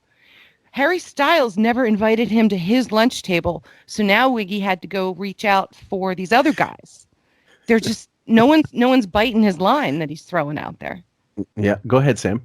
But you know how predators, they like Jeffrey Epstein, for example, he didn't go to places in Palm Beach with rich heiresses and rich girls. He went to the scrub towns where they were poor trailer park, apartment living, kids with bad parents and bad childhoods, etc. And in New York City and everywhere else that he lived. Howard is not accepted even if you were considered a loser at the, more affluent kids table. So now he's going for the really fucked up kids table. Yeah. And it's sad and pathetic. And I really truly think it's kind of predatory how he's I want to see how this plays out. If he starts hanging out with Machine Gun Kelly, I'm going to call the police. Go ahead, Raven. I got another name for you, Bella Thorne. Yes, she absolutely. had a fucked up life, and she's out there doing all this partying out in Hollywood with the cool kids. And Machine Gun has a connection to her producer. I forget his name, Mo something. Anyway, Mo sounds like he has great candy in that van. There's a connection. You're right. He did the directing of the video for him, for Machine Gun Kelly. Fair enough. Jesus, another fucking. What was that guy? What was that one? The Mark Collins Rector, the Bryan Singer stuff. What was the name of that? Den, I think it was called. Oh, I don't know. I don't know. It was a company that Bryan Singer. It was in the expose. It was some kind of organization. Basically, the whole drive was to get as many young underage boys into this faux entertainment thing under the auspices of, we're going to get you in the business, we're going to get you wherever, like exactly what Epstein did, but a different, it was a different era, and it was when the internet was just popping off of shows, but that wasn't really known then, and there wasn't the kind of bandwidth to have these sort of shows, but it did exist, and there was a market for it, and people paid for this. Yeah. Knowing that they didn't have the capability or technology to pull it off because it was just a pedophile ring. That's absolutely right. Yeah, let's keep going. How do I get in that league? I mean, it's pretty intense, dude. You'll be COVID tested and all that. Do they have a draft? How do you get, in other words, there's a league where they keep score and you guys are all like playing beer pong, and then there's what? So this is the great interviewer he wants to be, and he's sounding like some fucking like twinkish valley speak, like you guys like you play like beer pong, and he wanted to be goddamn Charlie Rose or I don't know James Lipton. Go ahead, Sam. Right. I was just going to say, why does Howard sound stupider than Machine Gun Kelly? Well, seriously, when he says like, so you're, in other words, nothing. He's telling you exactly what it is. It's a beer pong tournament. There's no other words for beer pong tournament. Fucking stupid idiot. In other words, hold on. In other words, is basically Howard's way of prolonging the space in between his thought because he's still processing a thought. Like he's so slow on the uptake that he has to go. And I'll play one of the clips here. I'll play it later, but it's called. Hold on, let me see if I got this right. But then he drops into this clueless speak, like we're Cher and Dion and Amber all of a sudden. You know what I mean? We're in clueless right now. Well, yeah, pretty much. Why? Because he's so desperate. Raven hit the nail on the head. He's so desperate to be, I don't know, relevant or like to get invited to stuff. He wants to be invited to stuff so he can refuse to go, so he can turn it down. It's not about going and hanging with these people. He's too fucking old. He knows it. But relevancy and like this last, like desperately reaching up at this, it's like, like I said, the analogy is the old fighter thinks he can get in the ring with Mike Tyson and hang with the young guys, and you can't do it. Like, I mean, Mike Tyson in his prime, and like Larry Holmes, God bless him, he was a fantastic fighter. But when he went up against Tyson, it was like, dude, he's in his prime and you're an old man. The boxing is not, you're ready for the knacker's yard. Don't be getting in that ring. And he's the same. He just doesn't realize it. Oh. Yeah, there's like a belt and all that. They're trying to win. And who won? I guess I can't really say, right? Like until it airs. Oh, you mean it's going to be on TV? Oh, wow. Yeah. That's unbelievable. This is top secret. I hate that fucking sound of his. And the next clip literally is called Who Beer Pong. This is top secret. Now, who puts that together? You mean somebody contacted you and said, hey, would you mind being in a beer pong league and being on TV? This is better than Dancing with the Stars. I mean, I'd watch that anytime. Yeah, they're like, you're going to have to wake up early. Everybody relates to Dancing with the Stars. Go ahead, Sam. You fired a TV show that followed around whack packers, handcuffed to drunks or midgets or drunk comedy shows and Beetlejuice. I mean, you had these dumb ideas and they were successful, except for you made people pay too much for them. People would have picked it up eventually if you weren't such a marble hoarding piece of shit. Well, let's get further, just briefly into this wormhole. Wasn't the main criticism of Howard TV that, number one, they didn't vary the content often enough, number one. Number two, like they would, there wasn't enough stuff coming out new at some point. Around the time he dissolved the Howard TV staff, there was a lot of stuff to show in the hallway. There was the Geek Time. There was the back office radio. I mean, the radio stuff, but also there was a Howard TV function for these things. So it was starting to get into a groove, and then all of a sudden Marcy Turk comes in, and that's going to go by the wayside, just as it was starting to make something of itself. But I think most people that had Howard TV, they're like, they don't vary these things, or it's the same shit over and over again, and they're fed up, and it was overpriced. That was one of the other things. Sam? It was overpriced, but think about what a gold mine it would have been if you would have ushered in Howard TV along with the SiriusXM audio, right, for free. So that was part of the bargain, which I think more people would have signed up for. You have these kind of nuanced, crazy ideas, because when he did sign on to SiriusXM, reality TV was a thing, but it wasn't the Kardashians. It wasn't Teen Mom. It wasn't all these shows that are, it's so oversaturated right now, reality TV. It wasn't like that. If he would have gave it for free and then sold it to an internet network or something else, even, he could have made way more money. I mean, he just played it all completely wrong. He should have played for the longer money, the longer term money, not the immediate like subscription based thing. Because by the time they ended, it said something. We love to thank our thousands or hundreds of subscribers, thousands or something like that. The number was used in the caption was very telling. Basically, they just didn't have enough subscribers because it was an add-on. If it was an extra $2 or something, maybe it wouldn't have been such a problem. Raven, please. Even when they had promos for that, they'd give it away for a penny for a month. Mm-hmm. And I think within a couple months it was dead. Just like they did this year with the free Sirius apps. Yep. They offered those, and then all of a sudden the business is restructuring. Who knows?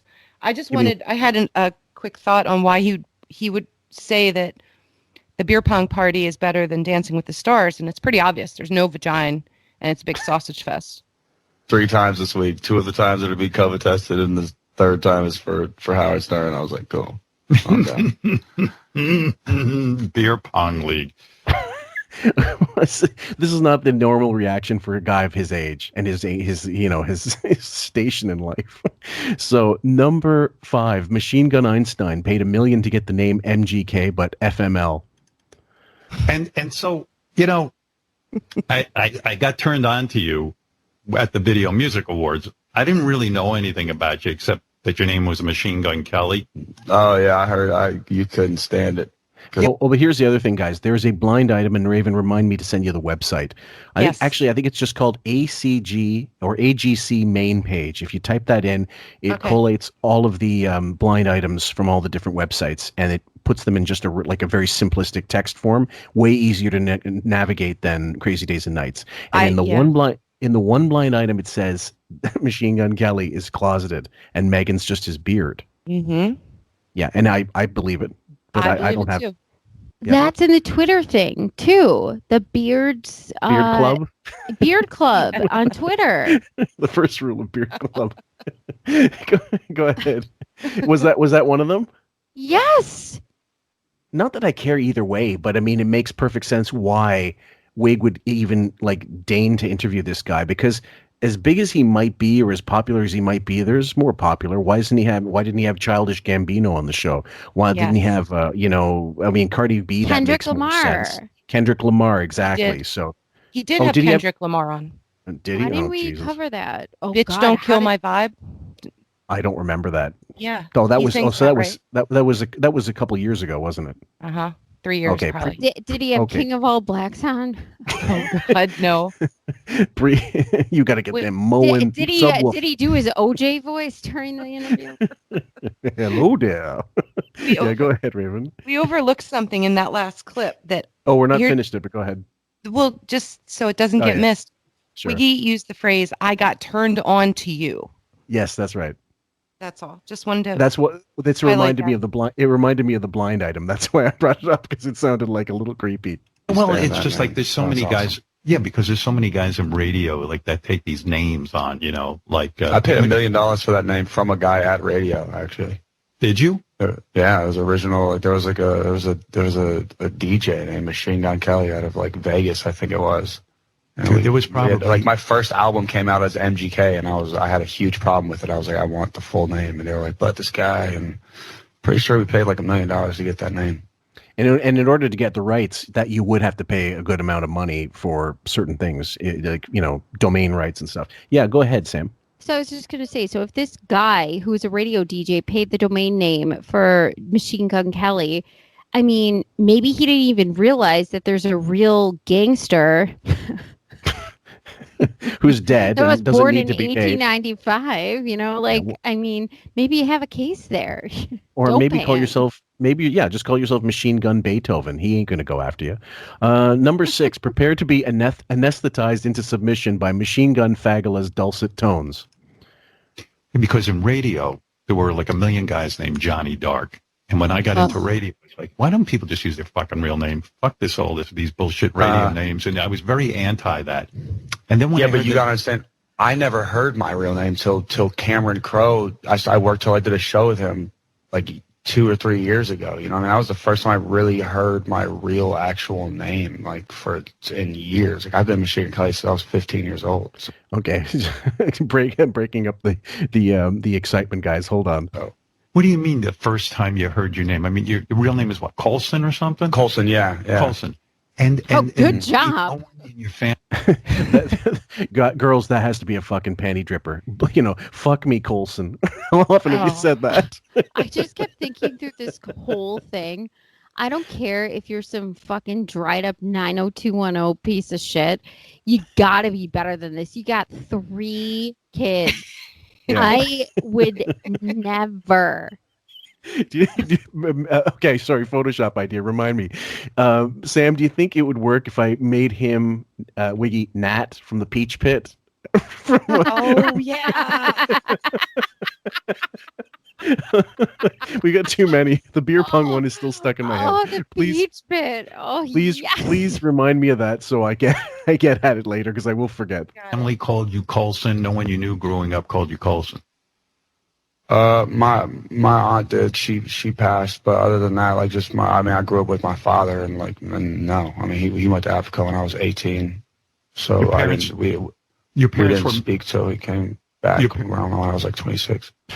So it's almost dumb. Before we continue, hold on. The next clip is called "Wig Digs for Angst in the Parental Coal Mines." Yeah, like your parents were missionaries. This is a crazy story. I don't know how many people are familiar with your story, but it sounds like the most disconnected childhood in the world. It's really weird. Yeah, I grew up in Egypt till I was about 6. Wiggy doesn't even, he knows of this place as a country, but Wiggy's passport is about as dried up as beef's pussy. I mean, there's no reason for him to have a passport, and just the idea that this kid, I kind of felt a little sympathy for him in a weird way over the course of the interview. Did you guys at any point go, okay, he's a little fucked up, but you give him a bit of a pass? Yeah, absolutely. I gave him a full pass on the whole thing because he's out of his domain. Yeah. And he's at this point in his life where he's really got to push now, no matter what, whether it's a beer pong tourney, a movie, a song, an album, a beard. He's working 24/7. This poor kid is exhausted. He's got to hustle. And they're propping him up with weed and who knows what else. Sounds like he likes LSD. He does shrooms. So he's either on acid, weed, booze, you name it. And it just sounds like a whirlwind for him. So I give him a total pass. I would not want to be in that position at all. Sam. I thought about, especially when I read a little bit about his bio and this, when he said, my dad went to Africa, I'm from Egypt, and he lived in Germany. Think about those formative years when you're like 0 to 6 and you're growing up in these different countries. And then all of a sudden, these people, these missionaries that are your parents who are kind of in and out of your life so these different countries that he grew up in, he was born here and then went there right from birth. So he has no experience in the United States to speak of till he was 5 or 6 years old, comes to the United States, and his parents essentially abandoned him, and his dad goes into a giant depression for who knows how long. Now he has to deal with the school system here and how everyone else is here. I mean, that's incredibly...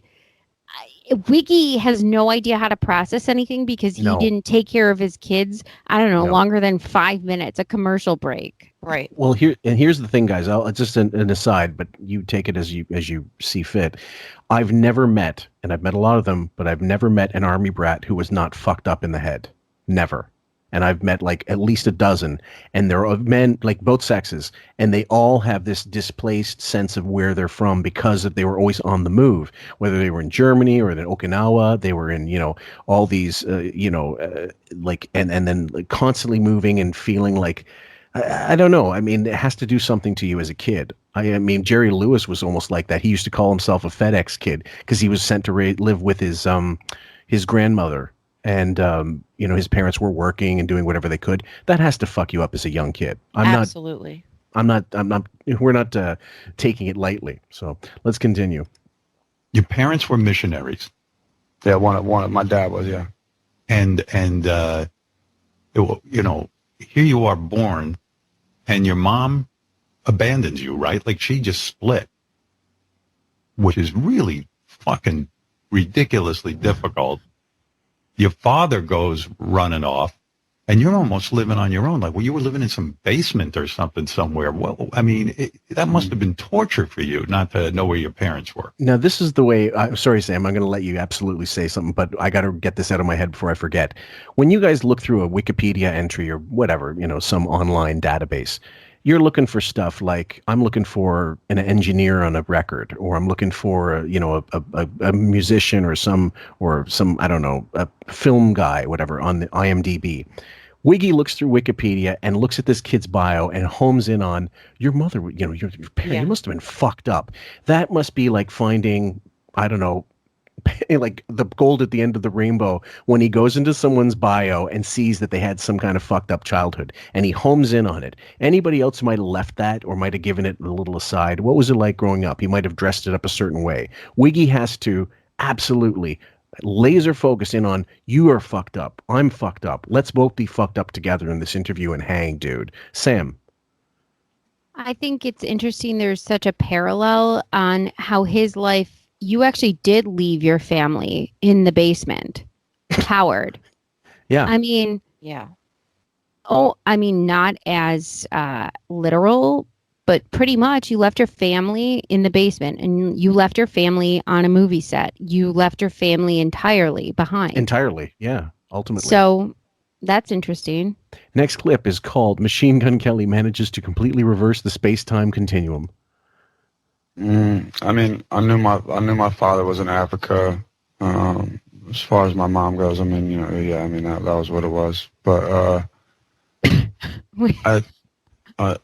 I just more so had a problem with the fact that everyone thought my dreams were way too big. I remember like when high school was over and I was working at Chipotle, and I remember seeing all these people, that would come on the Chipotle line like during Christmas break. Go ahead, Sam. I'm trying to get as close to 30 seconds as I can before we continue because we got so many clips. Go ahead. I know, but I just wanted to say, it's the rains down in Africa. Like, I just I want to cut in with that song. It's just so fucking hilarious. Fair enough.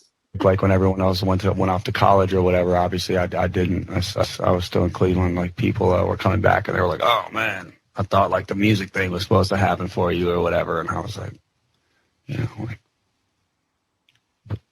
what do you want? You know what I mean? Or like burritos. What can I serve you? Yeah, exactly. So like I was always kind of like the, dreaming way too big thing. Like I would go. I had to cut that off, guys. Oh, for fuck's sake. Raven. We had Artie. Artie was a master storyteller, and now we have this fucking tit. Could you imagine what Artie would be doing to him right now? By the way, sleeping. when he's very fucking Duro.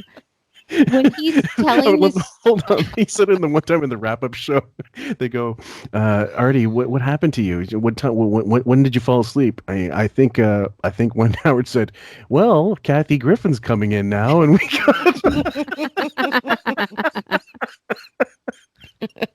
Sam, sorry, I didn't mean to cut you off. Go ahead. No, I was reading in Machine Gun Kelly, unfortunately, because I prepared for this bomb. He during this time period, he was actually signed to this, not P. Diddy's record label, but somebody else's, and they were like, "Oh, hey, I thought you were signed to something," in the move, and this was taking off, but it wasn't monetarily helping him enough, so he was still working for Chipotle. So he had like a few mixtapes and a few famous sort of things going on, so it was even that more awkward. That's why he's saying this. Okay, next clip, number 9. Watch your ass, Machine Gun Kelly. Wigarachi is trying to bond with you. So were kids nice to you, or were you like the weirdo kid? Yeah, they were yeah, full weirdo. Yeah, you were the full-on weirdo. I was super tall. I wore the same clothes over and over again. You know what I mean? Like I vividly remember not. Machine Gun, did your mother take your anal temperature? Why doesn't he recommend Ralph? Oh my! He might be sidelining, getting a little moonlighting as a Machine Gun Kelly stylist. I can help you out. Well, everything that shaped you, right? I mean, the only other person I know whose parents were a missionary who were in like, music, Katy Perry's parents were missionaries? Did you know that? No, How does it relate to Orlando Bloom's cock? I didn't. Exactly. Yeah. And the whole missionary thing just seems to me like if your mom splits and your dad goes off to be a missionary, it's like nobody gave a fuck. I mean, nobody cared about you, you know? It's almost like you Still raised have yourself. a big dick on a fucking surfboard and marry it. Clip number 10. Wig gets a pot tutor. Plus, mothers are evil. I hate my mother. Die, mommy, die. Yeah. What is it because you're so hungover, the weed will kind of... Yeah, dude, it'll help. It'll help you? It'll help, yes. When'd you start smoking weed? 11. Yeah. I mean, you start... I don't know if he meant 11 o'clock that night. Or 11. When'd you start? What year is it now? Oh, Jesus. Smoking weed at 11 because you got no parents around to tell you no, right? Well, my pops was around. He slept a long time after my mom left. He slept for a long time. Like we're doing now? Actually, I felt bad for him at this part. Yeah. I was like, so your dad's depressed. You're saying it in a way that you could. I feel like he said my pop slept for a long time, meaning he's depressed. But he really doesn't want to say that because it's too painful. And Machine Gun Kelly clearly hasn't gone through the motions of what his childhood and early adulthood was like. Clearly it's stunted. So he's saying, I slept for a while. And he's like, yeah, that has to be hard. Meanwhile, Ben and Ray were like, Jewish Pleasantville. And it's beyond me. Raven? I feel that Wiggy can relate to Machine Gun's dad because we just found out today that Wiggy naps too much. That he sleeps all day, and that's why he can't get to sleep at night, and that's why he's angry during the debates and blaming Beth, who's supposedly snoring next to him, but we know that's a lie. Well, the way he asked the question... If only he had karate lessons. The way he asked the question is no different than if he was at an Italian restaurant going, and that comes with garlic bread, right? Yeah. It's a blessing. Sauce on side. Go ahead, Raven. There were so many moments that were really heartbreaking when you hear his Machine Gun tell a story. Yeah. And Wiggy just, like you said, he's like, okay, and would you like a side of ranch with that? Or should I just bring out some ketchup? Like, he doesn't go anywhere. Like, there's no emotional drift at all. No, none. It's just that deadpan, and he's like machine gunning questions after a while he doesn't want to dive into. And not only that, this one, Bob D, you're definitely going to notice it right away. When he not on he doesn't have simpatico on some point, he'll just go, right. Yeah. Meaning check. No, does not compute. Nope. Cannot process. Go ahead, Sam. He has a ton of preliminary questions that could lead to interesting discussions, but because he's a complete elementary, fuck all of you, armchair psychologist, he will not branch off into anything but the header. So it's like when you take notes in school and you have the header, this is what we're talking about, depression, ABC, bullet point, bullet point, bullet point. He won't go deeper than the header. And he's like header. He's got tunnel vision. He's going for that fucking parental gangbang of his fucking mind and hoping he's going to strike pay dirt. Meanwhile, this is I forgot to tell everybody, even though I did it in the group. I'll post it the picture. Maybe I'll give a little visual. The official Twitter Stern Show thing turned off comments for the Machine Gun Kelly thing, except if you were they followed you could post. So not even if you could follow them, they had to follow you. So all the sycophants and employees could comment, but nobody else could. This is not something a company does when they're proud of the product or when they know something is good. This is something you do to shield your ass from the deluge of negative tweets that are headed your way, like an army ant fucking colony attacking a sycamore. Go ahead, Raven. It's too expensive to hire a staff of 60 more people just to delete the deluge of comments that are going to come down the road after this interview, even on fan pages on different websites. People were bashing this interview, supposed fans, and we're ex-fans. So yeah, we got 1,000 comments. Thanks, y'all. Appreciate you in the live thread. You're the best. It was great. Meaning he was depressed. Yeah, I mean, remember in Charlie and the Chocolate Factory where the grandpa was in bed for like 20 years or something like that, and he like finally gets up. It was like that was kind of like a moment I had in a shortened amount of time, maybe a couple of years of just him sleeping. So, did you hate your mother? That time, did you hate her for leaving you? Were you just like filled with It's like what? Did you ever say to any of these adults around you, "Hey, where is my mother?" When he said it, it was exactly like, "Did your mother?" He's like jerking off, and like his moment of fucking ecstasy is like, "Did you hate your mother?" Oh yeah.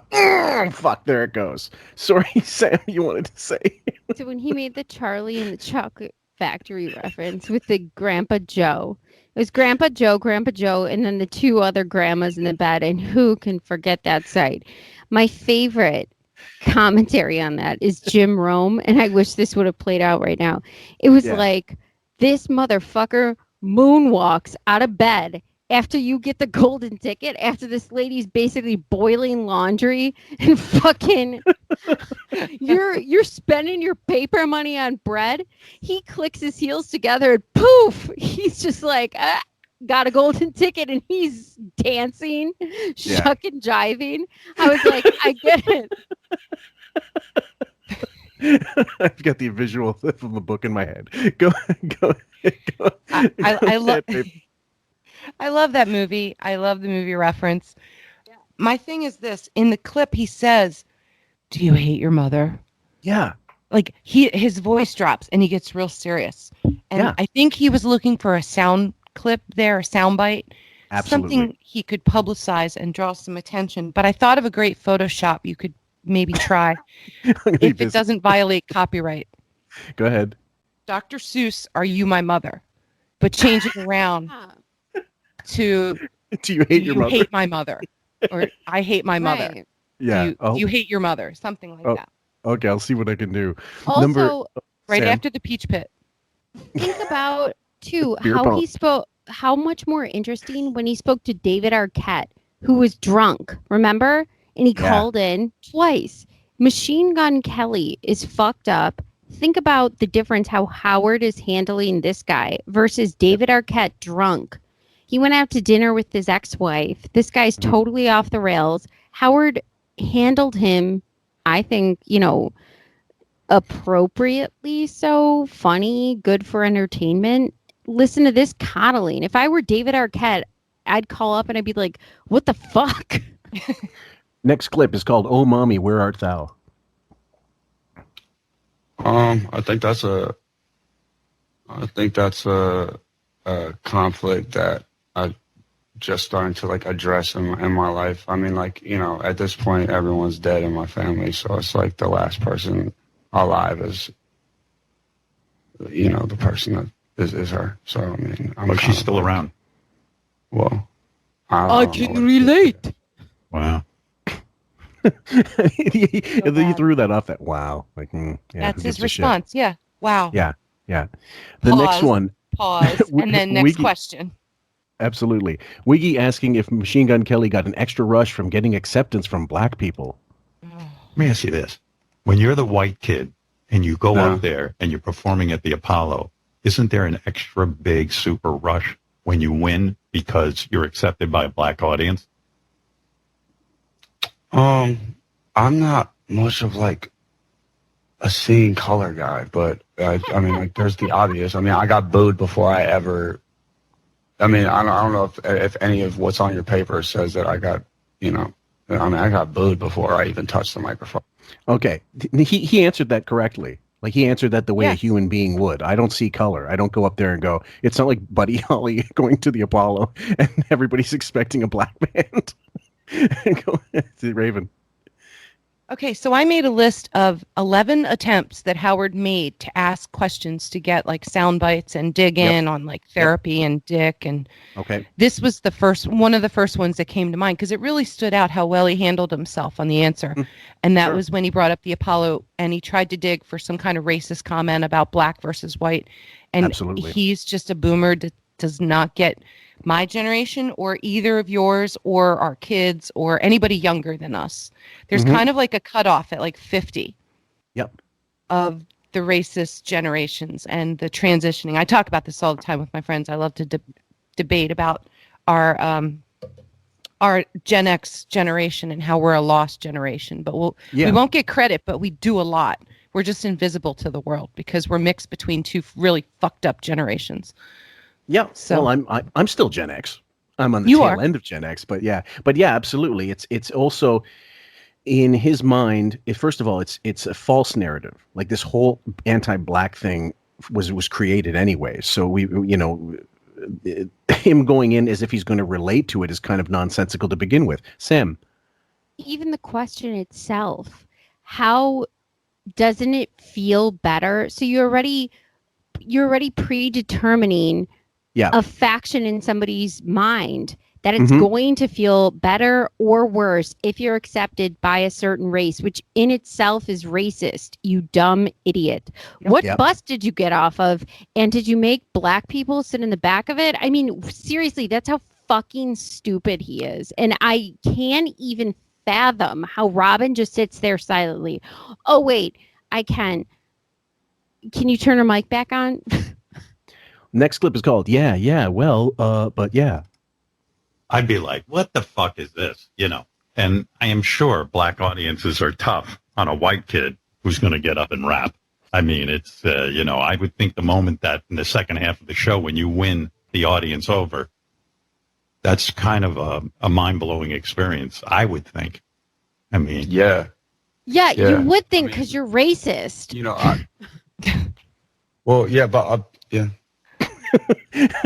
I just love that way you answered that. This next one I'm going to leave alone because it's a longer clip, but number 15 we'll skip 14. It's called Machine Gun Harmeyer. And there's good old mom. You know what I mean? It's like, well, what is the reality in any of that? Did you recognize her? When we got outside and saw, like they're not lying. I mean, she looks just like me. You know what I mean? So, did you say anything to her? Drink. I said a couple things, but I don't remember what they were. I just remember it was really short. It was really quick. And that was it. During those pauses, any different? Go ahead. Yeah. During those pauses, there should be like a My Pillow fucking ad. My Pillow. Okay, number 16 is called Therapy Question for Full Bingo.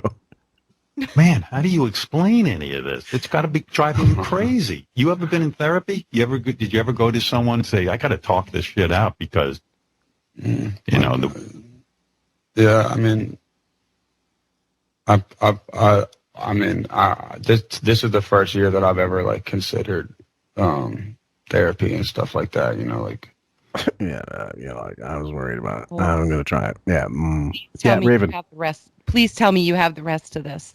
The one it's a couple clips, but I cut them into little segments so that I could figure out what they were. So there's 20 more seconds of this. I don't really talk about other stuff, or it's not really stuff that I feel like I even like care about in my psyche. But everyone around me seems to think that it's like unavoidable, so I gotta face it sometime. So there's another one here, but it's also therapy. But yeah, which one was the one you wanted to he has make a sure one-liner at the 45-minute mark into the interview.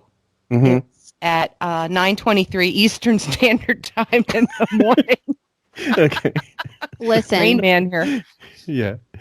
I'm calling the FBI if Machine Gun Kelly, because I just listened to that clip. If they start hanging out with Ralph in some Tulum, I'm fucking calling the FBI.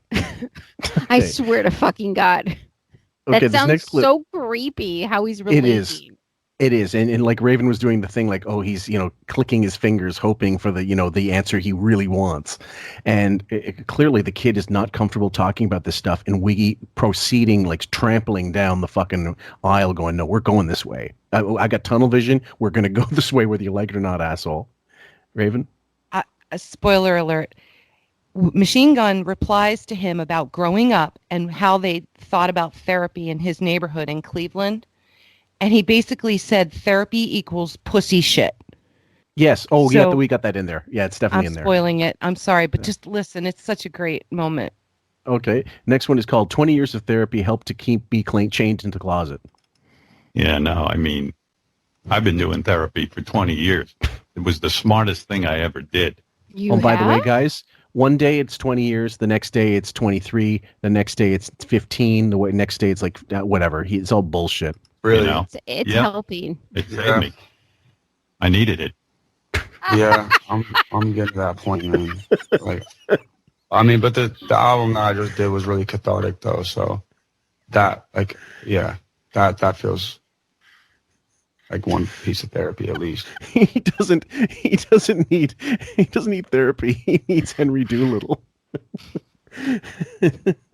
Sorry. Did I get that right? Is it what was the guy's name in My Fair Lady? Sam? You're right. It's Doolittle. Oh, okay, I got it right. Okay, I was thinking of Eddie Murphy's shitty film. Until I find Oh, doctor. person who can make sense of me. The next one is called Rage Against the Mac-hine Gun Mommy. Yeah, I mean, it's hard. It's hard to find someone who gets you, but if you got a really good therapist and you work this shit out, because let's face it, how can you not be filled with rage? And I know sometimes you think that rage fuels your career, you know what I mean? It fuels your music, and without that rage, you I wouldn't be want to successful. skull fuck But- your dad. Sam, I know you've got a visual of Wiggy's like little notebook from high school, scribbled all these like death metal, kill all posers, all this shit. I love you, mommy. I hate you, mommy. Like, dude, thanks. His burn book. Yeah. I got to tell you, man, how could you not be filled with rage? The one woman who's supposed to love you, And I had to talk to you Right for woman. 2.5 hours. obviously, and has a career. Where the fuck is she? And like you've never gotten to ask her that. Yeah, but I mean, can't choose our parents. You know what I mean? So, Yeah. I mean, maybe I was. Drink. I don't know if I was in the plan for everybody else. Yeah, you'd be finished that bottle of fucking Cuervo Gold, whatever, in no time with this interview. Wiggy number 19 is called Wiggy, the champion enabler, asking Machine Gun Kelly if he wanted to enable Pete Davidson. I wasn't in the plan either. My parents. Yeah, They gave me puppet shows and pools and camp and everything. Exactly. So the bonding with Pete, it really, you bond over drugs in a sense. I mean, it's true. No. But I mean, when you smoke weed with a dude and you do acid with a dude and you do mushrooms with a dude, The next logical step is your pants come off. We should have a drinking game for dude.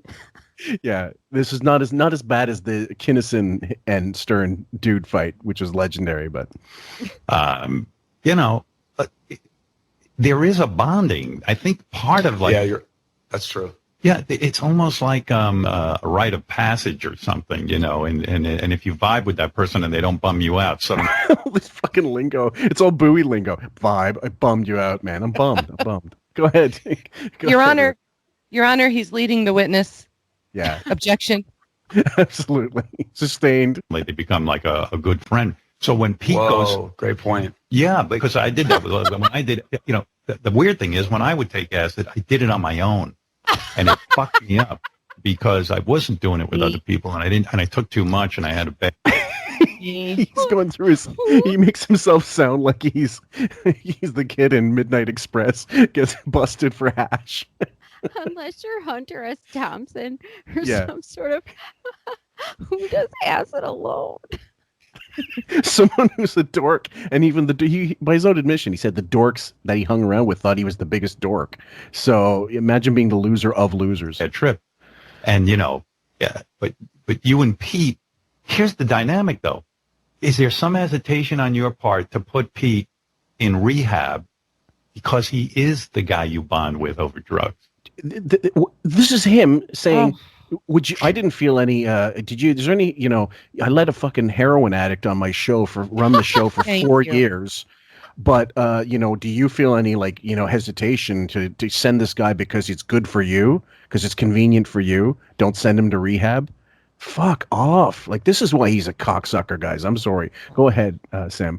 These two have all the bond of Shaggy and Fred, fucking Machine Gun Kelly and Pete Davidson.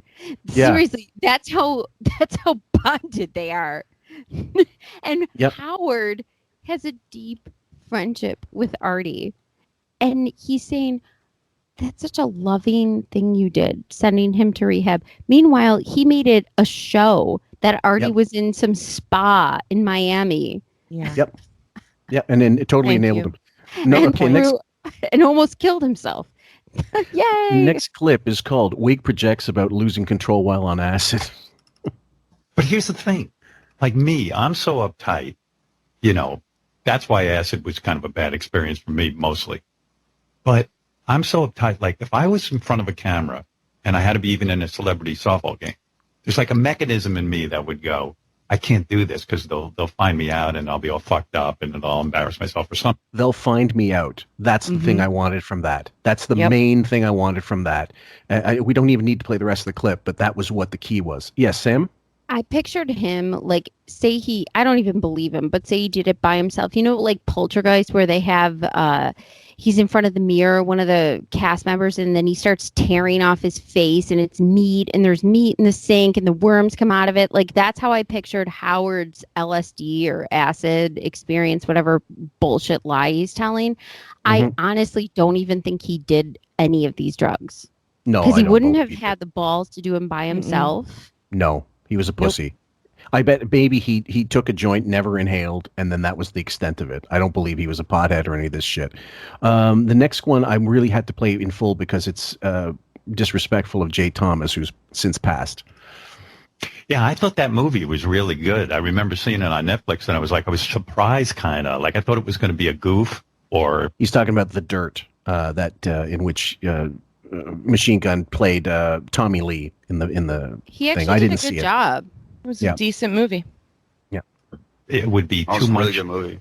Yeah, they did a really good job with it. You did a good job with it. Did you ever sit there and go, like, plot your career and go, hey, I should concentrate. There was this guy I knew in radio, and he always said to me up until the time he died, I should have done what you did. Just concentrate on radio. He got into films. This guy's name was Jay Thomas. Great guy. By the way, he's completely full of shit. According to him, Jay Thomas told him this on his deathbed, not all his life, because he was too busy having a fucking career in TV, in movies, all over the, like, basically Jay was a true, like, he was the king of all media. He had his finger in everything. And so he's just doing this to try to come off like, oh, this was all planned. This was all designed. I never wanted to be on TV. I made it a point to focus on radio. Fuck you. From Jay to you, from us to Jay to you. Fuck her. Just fuck you. How dare you mention his name? How dare you mention his name in such an untrue way? Jay was such a sure of himself person, not only in his career, but family and politics, everything. Jay was a sure of himself person, 150,000%. For him to sit here and say Jay had some sort of, I don't know, trip in his career where he wished he would have went just one way and asked Wiggy for advice is such a fucking farce. Yeah, and to say, like, you know, maybe it did happen one time near when he was dying, but hold on. Yeah, sorry, Raven, one sec. The other thing was Jay had a family, actually found out that he was the father to a songwriter, actually, later on, like a country songwriter that sought him out later on, like, because he didn't know this child existed, and managed to have a relationship with this kid. Yes. Wiggy has no relationship with his own family. Go ahead, Raven. Well, you just covered what I was going to say was okay, first of all, shut the fuck up, Wiggy. Don't use Jay's name like that. Rest in peace, Jay. We love you and miss you. And Jay was a true comedian and a true family man. And that's the way he should be remembered, for great stories, quick wit, and just someone that you could just feel like you were hanging out with and just be glad to be near him and know him. So thanks. I think he was great. He says his one regret was he just didn't focus on one thing. And as a result, he never had the success he wanted in radio and blah, blah, blah. Bullshit. Like, do you ever plot it out and say, fuck acting or fuck music? I got to go do one or the other. Because, you know, like I got to just throw myself into... Yeah, this is just him trying to justify the fact that he was a failure in almost every other market and every other facet of show business. This is number 22. You should focus on one thing. Oh, no, wait, maybe you shouldn't. AKA, Wiggy needs a vocation tutor.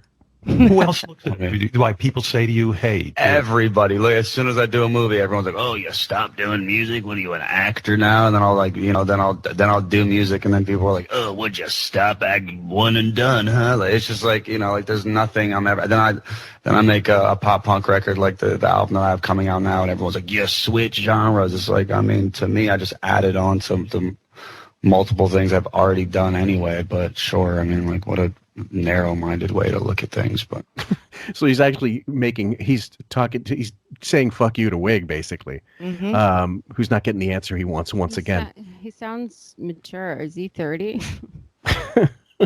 Okay, number 23. Wiggy, who actually had a family, tries to equate a movie crew into having a surrogate family. Is that something in my generation, at least, for sure? Let me ask you this, in light of your childhood, when a movie like that is happening, do you start to look at the movie set like, oh, I finally found family? Like, this feels like family. Go into a depression, thinking, Oh my God. Yeah, For God's sake. You know what? Craft services is like my sister. Clip number 24. I'm going to try to rail through these guys. We have a lot. This one's called Boom, Cock Talk and Ready to Rock. No, when I made a movie, it felt so much like family. But I actually went into a depression after the movie was over. Like, I was like, oh, which one? Private Parts? Private Parts, yeah. I was just like, such a sick movie. Thanks. I love making it. And it felt that way to me. It felt like, oh, wow, these people, like, I didn't want to let go of them, you know? Mm-hmm. And when you do, hey, did Tommy, this is so fucking crazy though, but you know, did you ever see the video where Tommy's driving that boat with his cock? Yeah. We all know you have. Tommy showed you how to do that, how to drive a boat with his dick. Go ahead, Raven. Wiggy needs a boat dick driving tutor. Yeah, absolutely. You know what? Yeah, go ahead, Sam. I could just picture the Craigslist ad. You know how Robin has Captain Dennis. Howard's like, I'll get a boat, but I need a dick driver. I need just a full on, a fucking dick driver. Viagra hard dick driving my yacht. This next clip is called Motley Crue's working on a new album called Dr. Hardcock. You don't bring it up to him. You don't say, hey, Tommy, your dick is fucking legendary. It's so big that, you know what I mean? I think you always throw it in there in a conversation. Tommy's dick is always there, right? In the conversation. I have to pause it anyway because it's 45 seconds. Go ahead, Sam. Oh, stoned. You're so stoned into oblivion that you even can tell that he's so gay. So cocklusty. You're fucking more stoned than a fucking forest fire. It's like the California wildfire up your fucking lungs. And you're like, Jesus, you love cock, don't you? Just a little bit. Raven, you wanted to say? He's just searching for a soundbite about his cock so he can jerk off and put it in a spank bank every night. Absolutely. Yeah. I was going like, hey man, that boat move you did back in the day was pretty fucking awesome, man. Anyway, and when Pam's linguini. And when Pam's jamming it in her mouth, you're like, oh my God, that poor woman. I mean, she's going to suffer. Did he just refer to Pam's Anderson's pussy as linguini? Yeah. Okay. That's a first. Okay, wait. And then she's sucking his dick and she said, oh, that poor woman. Yeah. I mean, who says that? When you're looking at that, you're thinking, okay, that's I wish that was my mouth. I mean, she's like crazy. What's going on in there? Meanwhile, now I realize a theme with you.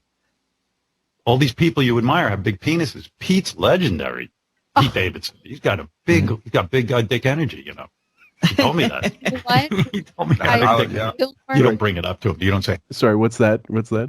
I'm sorry, everyone. No more Freud. We found our legendary. Everyone who's in psychology taking classes, just cancel because we have the theory here. The next clip is called "Coke plus Big Dick equals Poontang." You know, when I was young and a guy got a good looking girlfriend like that, I'd say he either has a lot of coke or he's got a really big dick, and that was it. And that's the truth. That's a funny observation. Yeah. Well, go ahead, Raven. It's got nothing to do with personality and being funny and charming and nothing. The money is a bonus. The dick is great, but like when you have the total package, and Wiggy doesn't check any of those boxes except the money, and that's not even touchable. So fuck him. He's not even when he's saying, "Oh, the only people who would go for is Coke and a big dick." What, you were watching Saturday Night Fever, I guess. I mean, he doesn't know. He doesn't know. He's getting this information from documentaries in passing or movies. He doesn't know. He doesn't live and socialize. He's a fucking veal. Or he's getting the info from Ralph. Yeah, absolutely. Howard, I felt something good about Machine Gun Kelly.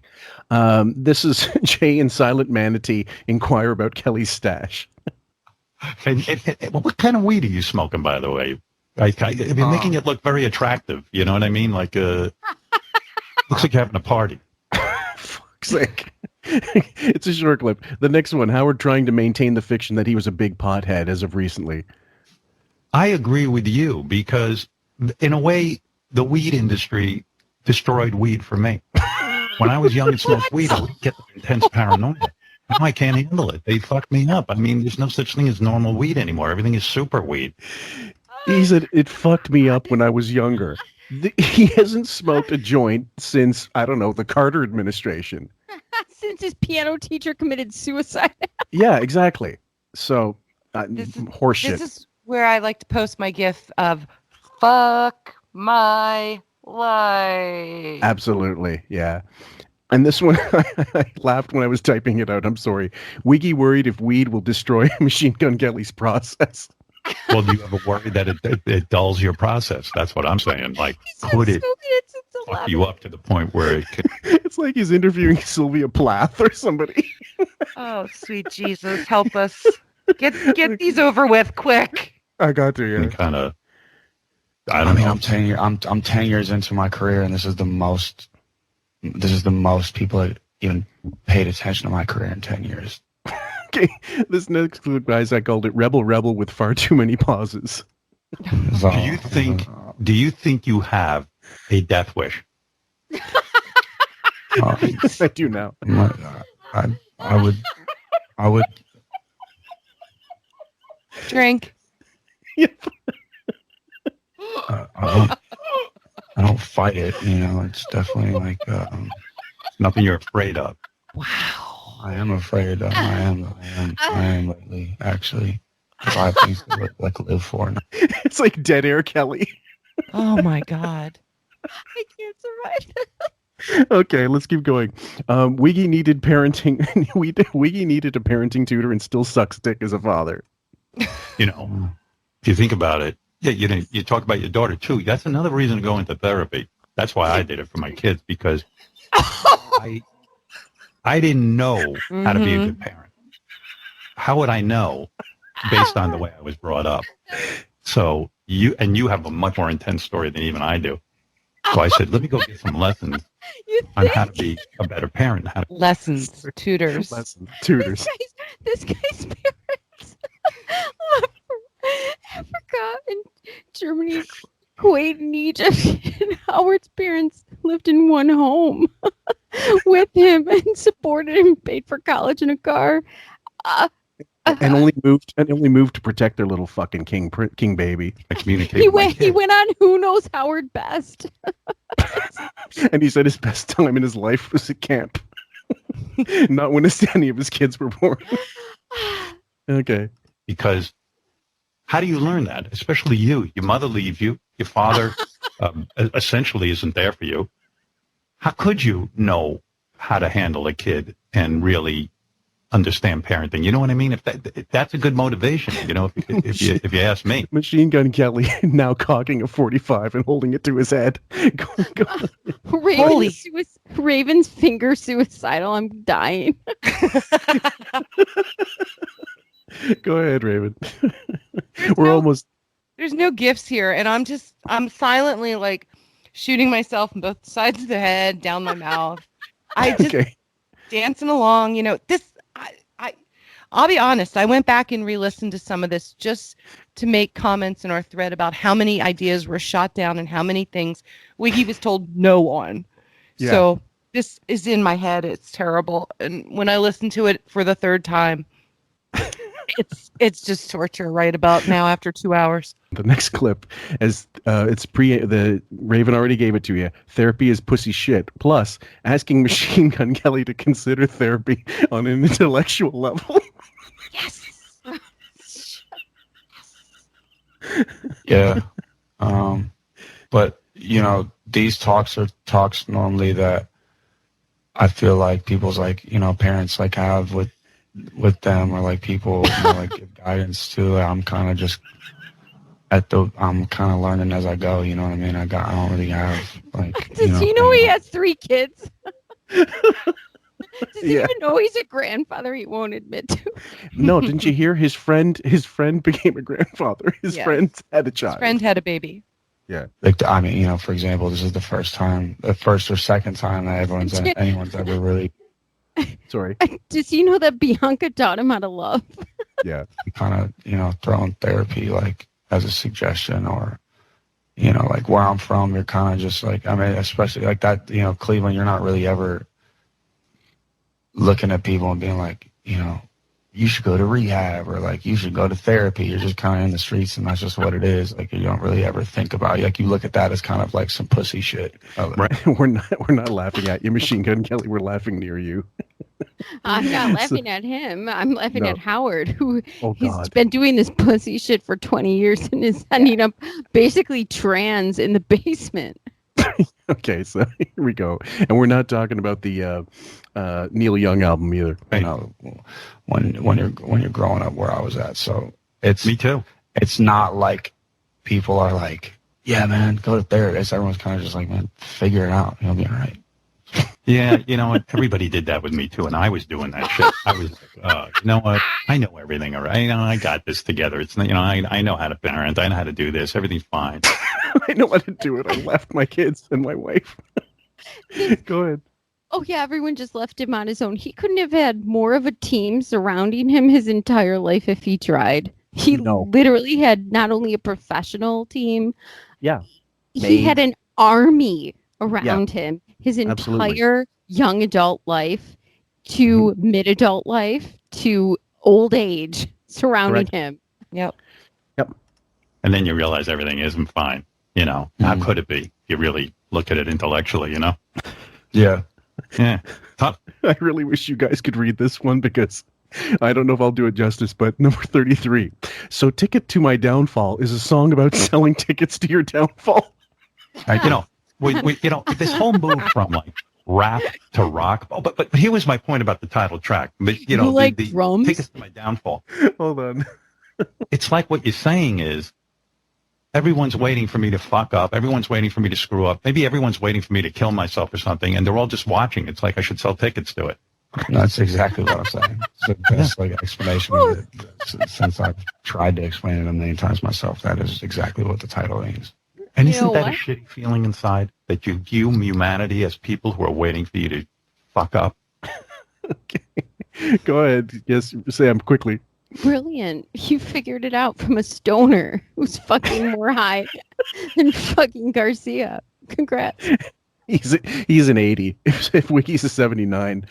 Next one. Dr. Stern goes balls deep into MGK's tortured soul and colon. So when you think of the world like that people are just fucked up and all they want to do is they should sell tickets to my downfall, and all they're waiting for me is to screw up. How can you ever love anyone, and how can you ever love a woman? How can you ever, if you mistrust people that much, which is understandable. 17 seconds gold. Okay, go through this one real quick. 79 with another softball. Oh, shit. Is it hard to have a relationship? Because, I mean, now I see you all the time on Daily Mail. I mean, constantly with Megan. Oh my God. What a fucking loser. He's so jealous. Yeah. And I don't know how much of that can be avoided. But, I mean, even if you go out to dinner together. It's kind of hard just because, like, my house isn't gated, you know? So it's like, that's, like, the one problem. It's just, like, everyone knows where my house is. So it's, like, this odd moment. The next clip is called "Bottle Up This Interview and Market It as Xanax." Yeah. So, Why do you think why are they so fascinated with that aspect of your life? I mean, I know Megan's a star and everything. She's gorgeous. She's no Beth. No, she's Beth, not. though. I mean, they She's seem no to be famous. She's not on the cover of Hampton's Weekly. Completely World. focused on you. World Sorry. magazine. Let's go. Now that you're in a relationship with Megan, you know what I mean? Why are they so fucking fascinated that they stand outside your house all day? Drink. What is it about just coupling up? And all of a sudden now everybody's like up your ass. Okay, guys, little pause. 9 seconds on that.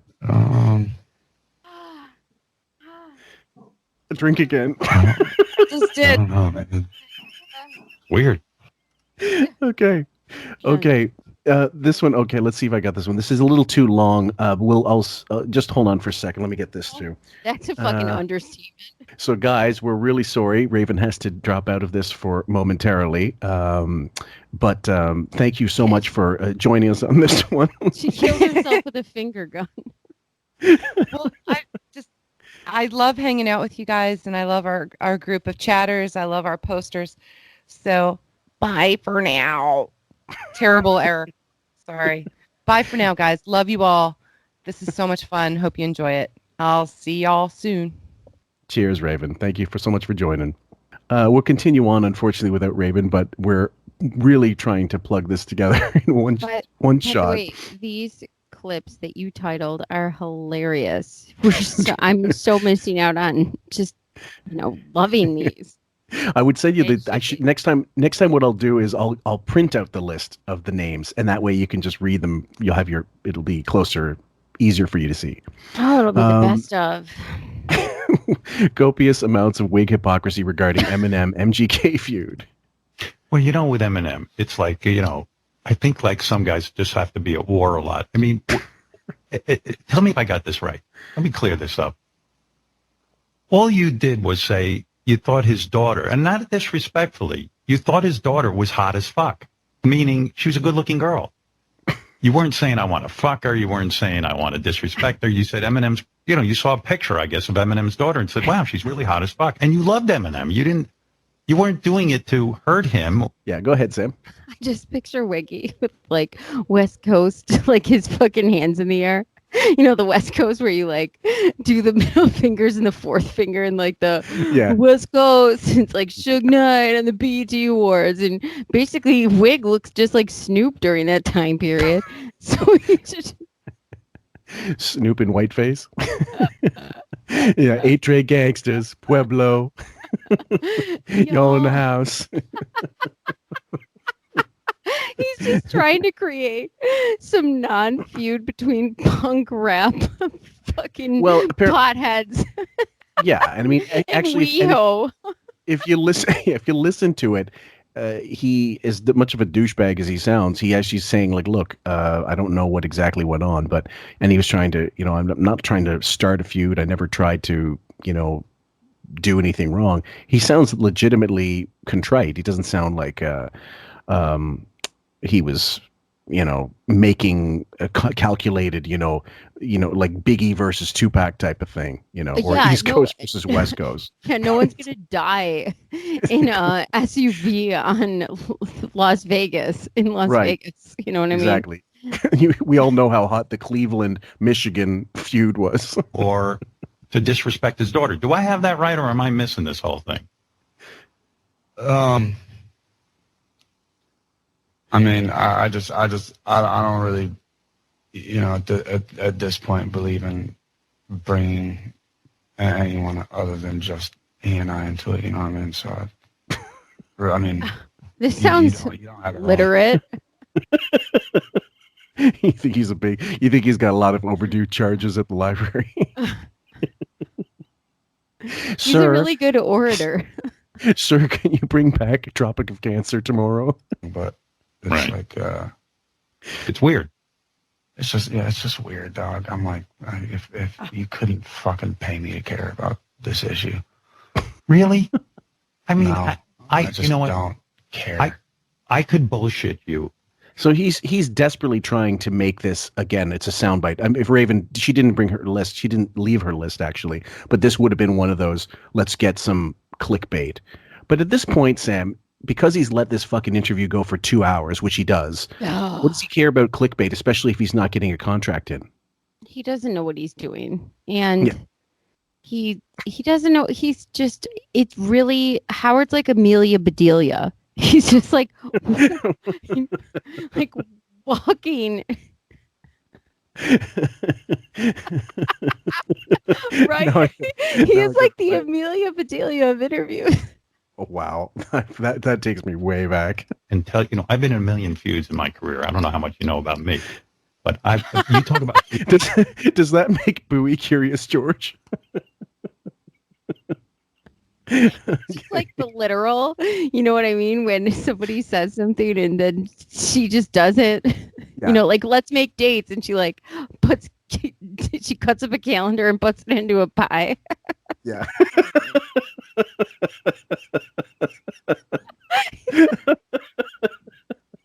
Okay. Dudes, every day of my life I was in a feud with someone.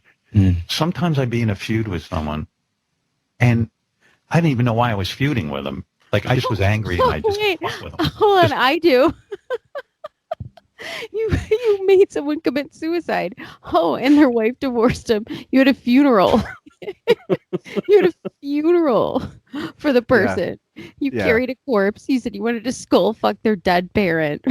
Right. I can tell you. I killed 2 people technically, if you want to count Dana Plato as well. To fuck with them. Right. Because I was a dick. And so, but then when I would go home at night, I'd be like, I'm not comfortable. This feels weird to me. I mean, to be in such a public feud where Eminem is rapping about you and then you got to answer him. And really, I heard he pulled you off of Shade 45. Now, Shade 45 is what? Is that one of the Sirius stations? Yeah, and it's Sway and that was you. Yeah, he has never been on it. So Eminem has some pull, so he can tell someone who not to play, but Wiggy can't. Yeah. Wow, wonderful. Good to hear. Way to go. 8 Mile. You say 8 miles is fine. It's like, guys. 45 is on Sirius XM. That he got so pissed off at you that he took your rap off, he took your music off Shade 45, which sucks for you. So in a way, it can't just be. That's an understatement. Like Wiggy gives a fuck when he fucking cock-blocked Opie and Anthony. That's not anything similar to this. Or when he, kept Artie from getting a job. Listen to this, this non-reality he creates all over the place. Yeah. I mean, when it from his parents to how he is as a parent himself, to how he is as a boss, to how he is with his career, to how he treats other celebrities or people in his industry or out of his industry. He's such a bullshit artist. I mean, Wiggy, if he wasn't so fucking stupid, should be a politician. Yeah. Well, I mean, more or less. I mean, like it went beyond that to the label and all. It was a bunch of weird stuff going on behind the scenes. I don't really know exactly what, where the lines blurred between him or what his management was doing. You know what I'm saying? I mean, just think about it. But there was. I'm sorry. Can you talk? Can you talk not into your pillow? I was trying to figure out exactly what kind of connection this is. He's on the pothead filter. Funny money going on behind the scenes. Sorry. Funny money, and you're a young guy trying to start a career and being on Shade 45 and being, part of that. You're a young guy. You're 30 years old. You've been in the business how many years? Howard was making millions by then. It's like when he used to say, I used to jerk off to Wonder Woman as a kid. He was 24 when Wonder Woman was on the air. Okay, let's keep going. Was that Wiggy, before? Was that before the Ranger from Yogi Bear? Yogi Bear. Okay, let's see. Wiggy, the mediator who needs to pay someone else to shush his staff and escort him to the escape helicopter. Philosophically, in your head, if I had that much money, I'd be happy. Enjoy it, homie. What are you doing?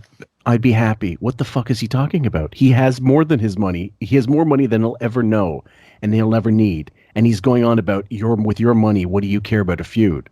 With your money, what do you give a fuck about anything, you fucking wigged asshole? Wow, I was just like totally stopped when he said philosophically. Yeah, he lost. Machine Gun Kelly's going, what's that? Philosophically. Who's Phil? You could have a gated house, and you and Megan would be safe from the And paparazzi. everything would be fine. What's that? Everything would be fine. Philosophically. Yeah. Everything's good. You have a gated house. Okay, let me stop that one and start it again. Philosophically, in your head, if I had that much money, I'd be happy. Enjoy it, homie. What are you doing? You could have a gated house, and you and Megan would be safe from the paparazzi. I'm just a different type though, man. I'm all about this, dude. I'm all about putting my arm around people. I'm not with like doing this to people, so I can't relate. You know, like we all like the last thing I want to ever be is an angry legend. You know what I mean? One to grow on. Well, you're talking to the wrong person. Oh, absolutely. And this is the thing. When I listened to the whole interview, which took me, what was that one Forever? joke? Someone was so dumb. It took them an hour and a half to watch 60 Minutes. It was the way he as it progressed, as the whole interview went on, I actually, I don't want to say sympathized, but I felt bad in a way for Machine Gun Kelly because he was just being tossed all these grenades, these open grenades, and having to juggle them because Wiggy can't just do a normal interview. He can't just do a half-hour promo piece with the kid. No, he's going to milk it out for 2 fucking hours about his therapy. That's why Ronnie Percy, God bless you, in the Jump the Shark episode you feature. Yeah, since he made the show all about therapy, it's only gotten worse. Sam? Yes, and the fact that Machine Gun Kelly even says these clear, if I would say stop signs or, I don't know, yield or veer off to the other side or this lane is closed, like, I don't want to talk about this or I can't relate to you. He even says, I can't relate to that. I'm a put my arm around another person, human being. Howard can't relate to that because he doesn't ever want to put his arm around somebody else unless he's in a picture. You know what I mean? Not even. Well, maybe if, his co-host from Mom Caves, different person. Like the tool who just like can't, accept their own.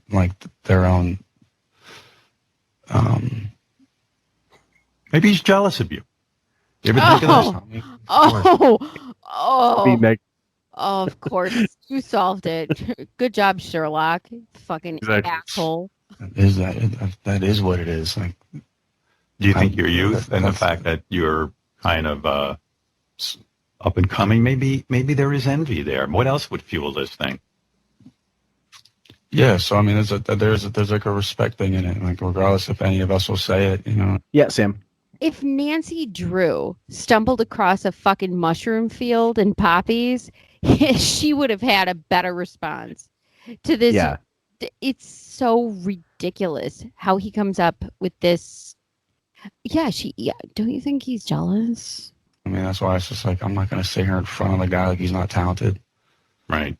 But you also, my goddamn father, so shut the fuck up and reap what you sow.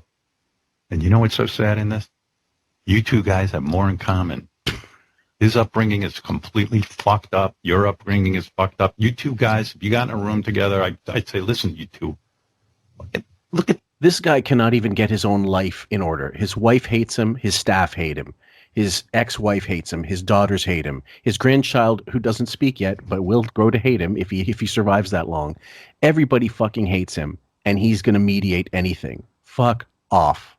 How was your wedding? Was it family orientated? Or did Chevy Chase give a roasting roast? Exactly. There's similarities here. Look at what you share. Drop this fucking thing already. You know what I mean? I really would. Maybe I'll do that. 10 years after John left the show, he was still bitching about Jay Leno taking him. He cares about Machine Gun Kelly and Eminem making up. I mean, are you fucking kidding me? Meanwhile, where is your empathy for Artie? Do you care about that relationship? No, exactly. Fuck yeah. He made your show what it was for it to go to Sirius for you to get that $5 billion contract, you piece of shit. Yeah, and turned down an offer to make $5 million a year, guaranteed money. He said guaranteed by contract. Same as David Lee Roth when he replaced Stern at K-Rock. They had to pay out his contract. Once it was signed, it didn't matter how long before they took him off. It was irrelevant. He had to get paid the full letter of the contract. And so Artie would have been $20 million with, let's say he lost the job in a month. He would have just pocketed the $20 million. And it would have been way more than the exposure. So you know what? Let's get him in a room. Yeah, absolutely. This next clip is called number 39. Is this a question? This is a question for Bob D. Ladies, your thoughts. So is the fantasy in your relationship now with Megan, if you had enough money, would you buy yourself one of these fucking mansions and be able to hide away? You're not at the point yet where you have M&M kind of money. So in a way, you're caught being super famous in a famous relationship, but you don't have the dough to really fucking hide out George Clooney style, right?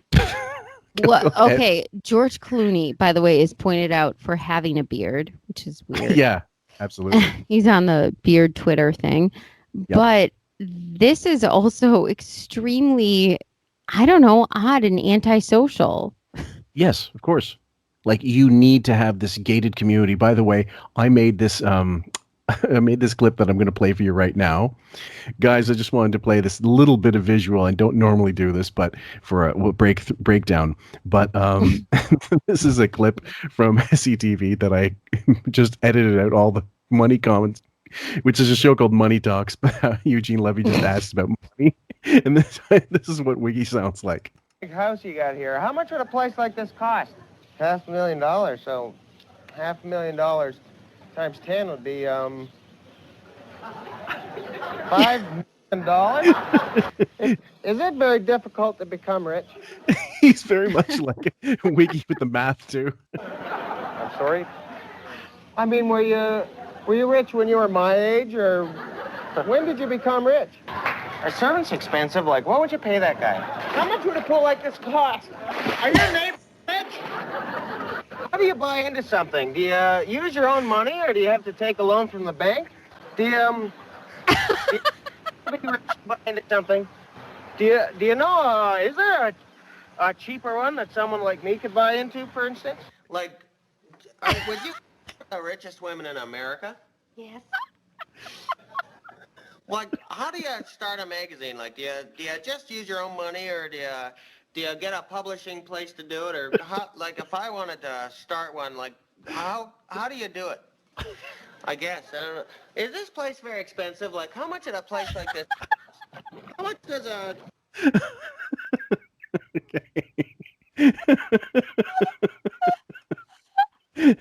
Sorry, Sam. It's just like him. What? It's just like him. He's just such a fucking idiot. World's oldest teenager, desperate for MGK to be Lee Harvey Oswald. People always thought that if they lived next to me, that I would be like Tommy Lee. That would be crazy scene going on. I like peace and quiet when I'm home. I don't want neighbors making all the noise. I just shot my whole what was ever in my mouth all over my computer screen. It's raining down.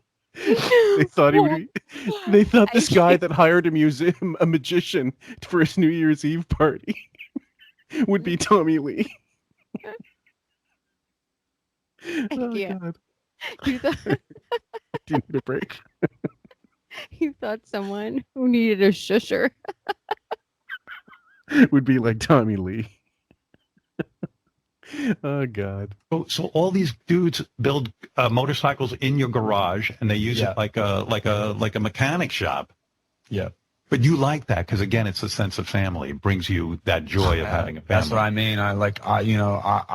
My favorite thing is waking up on a tour bus with your 10 homies and you smell weed smoke and you hear somebody like making fun of the other person, or you hear somebody, like. Sounds like a full life. Yeah. Like. Yeah. Go ahead, Sam. Sounds like a parent. Yeah, exactly. You just imagine him like what's his name, Sick Boy in Train Spotting when they find out that the kid's dead in the crib. I trust Courtney Love more. Yeah. The next clip: Brian Johns is alive and well and living in the Hamptons. Yeah, you need a gate, man. You're getting to the point. Are you rich enough now? Like, are you a multimillionaire from your movies, from acting, from performing? You are a multimillionaire. So Yes. you could afford to move away. It's just you like where you are, and that's it. Yeah, I think. Okay. Eugene Levy. Well, basically, does this cost a lot? There's no difference. Are you rich enough to, like, move away? The next clip is called Wiggy asks Machine Gun Kelly if he believes in God, and I say if there was a God, he would not have allowed this interview to happen. Yeah, do you believe in God? Yeah, I got reconnected this year. Yes, and God's been talking to me like directly this year. And what is he saying exactly? This is God on my earpiece. I was gonna say when he goes, God's been talking to me directly, just said like the internet dial-up. Like it comes to me in forms of, animals and the wind and stuff like that. Like when I ask, like, dude, there was one time when drink. There was a point where have you ever seen Pocahontas? This next clip, number 43. Chris Farley is alive and well and living in the Hamptons. That was really long. That was long-winded, man. I'm sorry. I don't know why. No, but isn't that the hardest part of you think being you in a own relationship? whatever land you land on? Come on. Somebody in show business, this idea that you got to go apart for a couple of weeks. Like, imagine if you were on tour too. Like, you're on tour, she's doing some movie or something. I don't know, whatever it is. That's private parts where you get a different apartment. Yeah. Remember when you were in the Beatles? It's hard. Yeah. It is. Yeah. So I know. I got a whole different apartment and girlfriend. And boyfriend. Gay husband. Exactly. Number 44. Fake music lover trying his hardest to sound deep. I can barely. I love Neil Young so much. I can barely listen to it because it's so intense. It's so fucking sad. All his music, Needle and the Damage Done. Oh, Jesus. I let a fucking heroin addict die on my show. but this song takes me to a dark place. I just picture him jerking up to Johnny Cash singing 9 Inch Nails in the video. I hurt myself today. Making paintings on an Etch-a-Sketch. Okay, number 45. Hey, Machine Gun Kelly, Wiggy wants you to host his block party. I'll get out there one day. You and I are going to hang. I'm with that. Yeah, I'm with You're that. going to see some small dick energy, man. Oh, God. Until you see what I got. I'm telling you. I'm going to get out there. You, Megan. So that's the creepy, lecherous, I want to fuck you in the ass voice, isn't it? Yes, that's what I've been saying. I think he's just trying to find the most depraved, semi-rich twink. Who's confused, no parents, and no management that's going to care. Who's dressing like Molly Ringwald in Pretty in Pink. He's just like ending this contract by auditioning for fuck boys. Yeah, basically. That fucking neighbor of yours. I'm going to party my ass off. I'm going to show you how it's done old school. You understand? Remember, 5 to 8. Yeah. As long as it's early. As long as we wrap things up by 8 o'clock, I'm cool and I'm in bed by 9. Yeah, go ahead. Yeah, he loves to party. Remember the block parties? You better not use my name. Nothing. They're over. Nobody makes money. Exactly. Fun. Clip number 46. Wiggy claims he could have fucked a female therapist, but meanwhile he's been getting fucked by his male therapist for over 20 years. So is this lonely for your dad? Yeah, my aunt, yeah. Again, you with these titles. Can you just like pass these by like a real quick? Okay, I'll read them fast. Machine Gun Kelly style. Pardon me, sir, but you. Yeah, jeez, what a life, dude. It's heavy. You got to get to therapy. You got to. You need it. Yeah. If I need it, you need it. He says it like a McDonald's commercial. To all beef patty, special sauce, lettuce, cheese, pickles, onions on a sesame seed bun. I'm loving it. It's a mantra. You start. Yeah. You got to start, man. Don't go to a woman. Why can't he go to a woman? He's not. Why can't he? Because his fucking kid is good looking, and the next thing you know, he's gonna be fucking her. He's got to get somebody in there, dude. He's got. So here's the other thing. The evolved feminist is absolutely certain that he is going to fuck a female therapist. Why? Yeah. Also, did you hear Robin? Why can't he go to a woman? He's not you. Meaning, he's not gay. There's something wrong with you, and why do you think this way? And yeah, I think Robin senses the lecherous qualities about him. Absolutely. This is yeah. This is To Catch a Predator type shit. Other issues and shit. Trust me, man. Where is that guy? I go to a guy. Yeah. You know why I go to a guy? He's got mother issues too. Don't you? I think I just discovered a new Photoshop. Put Wiggy on that stool in that kitchen when the guy is outside the island. When he comes in the door. I forget his name. God, that'd be a great Photoshop. You think? So do I, but listen to me. You know why I went to a guy? I'm being straight up with you. Because you're a homo. I want to fuck my therapist. Number 47. Machine Gun Kelly couldn't get into basic studies at BU. This song is Forget Me Too. This is the other one you said to play. This is with Halsey. Yeah. Another good-looking woman. What went down with you two? All platonic? Halsey? What's that word mean? It means there was no... just friends. Just friends? Friends, yeah, exactly. Yeah. Oh, okay. Sorry to throw you a 30-year-old off with the word like platonic. I'm shocked Wiggy knew it. Yeah, that's true. The next one is World's Biggest Pussy asks Machine Gun Kelly about Fight Club. You ever get into any... You look like you can handle yourself. You ever get into any fist fights or anything? Oh, man, all the time. Really? Where? All the time, yeah. Where are you fighting? Bars mostly. I mean, it's really hard for me to go anywhere with. Where do you fight and can I watch? Can you be shirtless while you're doing it and maybe pantless? Again, these are questions you would ask, I think, maybe a teenager. Absolutely. Have you been into fights? You're asking a 30-year-old father, you look like you can handle yourself. Have you been in fights? It's just very embarrassing overall, but continue on. Soldier on, Howard. You're doing a good job. You're collecting retirement funds and you're asking someone if they can handle themselves in a fight. Can you imagine James Lipton inside the actor studio going, and now we get the question asked by Bernard Pivot or whatever his name is. Yeah. Can you handle yourself in a fight? Ever take shrooms? Ludes? Oh, toxic. Mac. You know what it is? It's exactly like when James Lipton had J-Lo on to ask her about her process. Right. Masculinity approaching and being douchey and weird. So I don't know what it is. I know what it is. You're handsome. Yeah, people don't like it. People don't like it.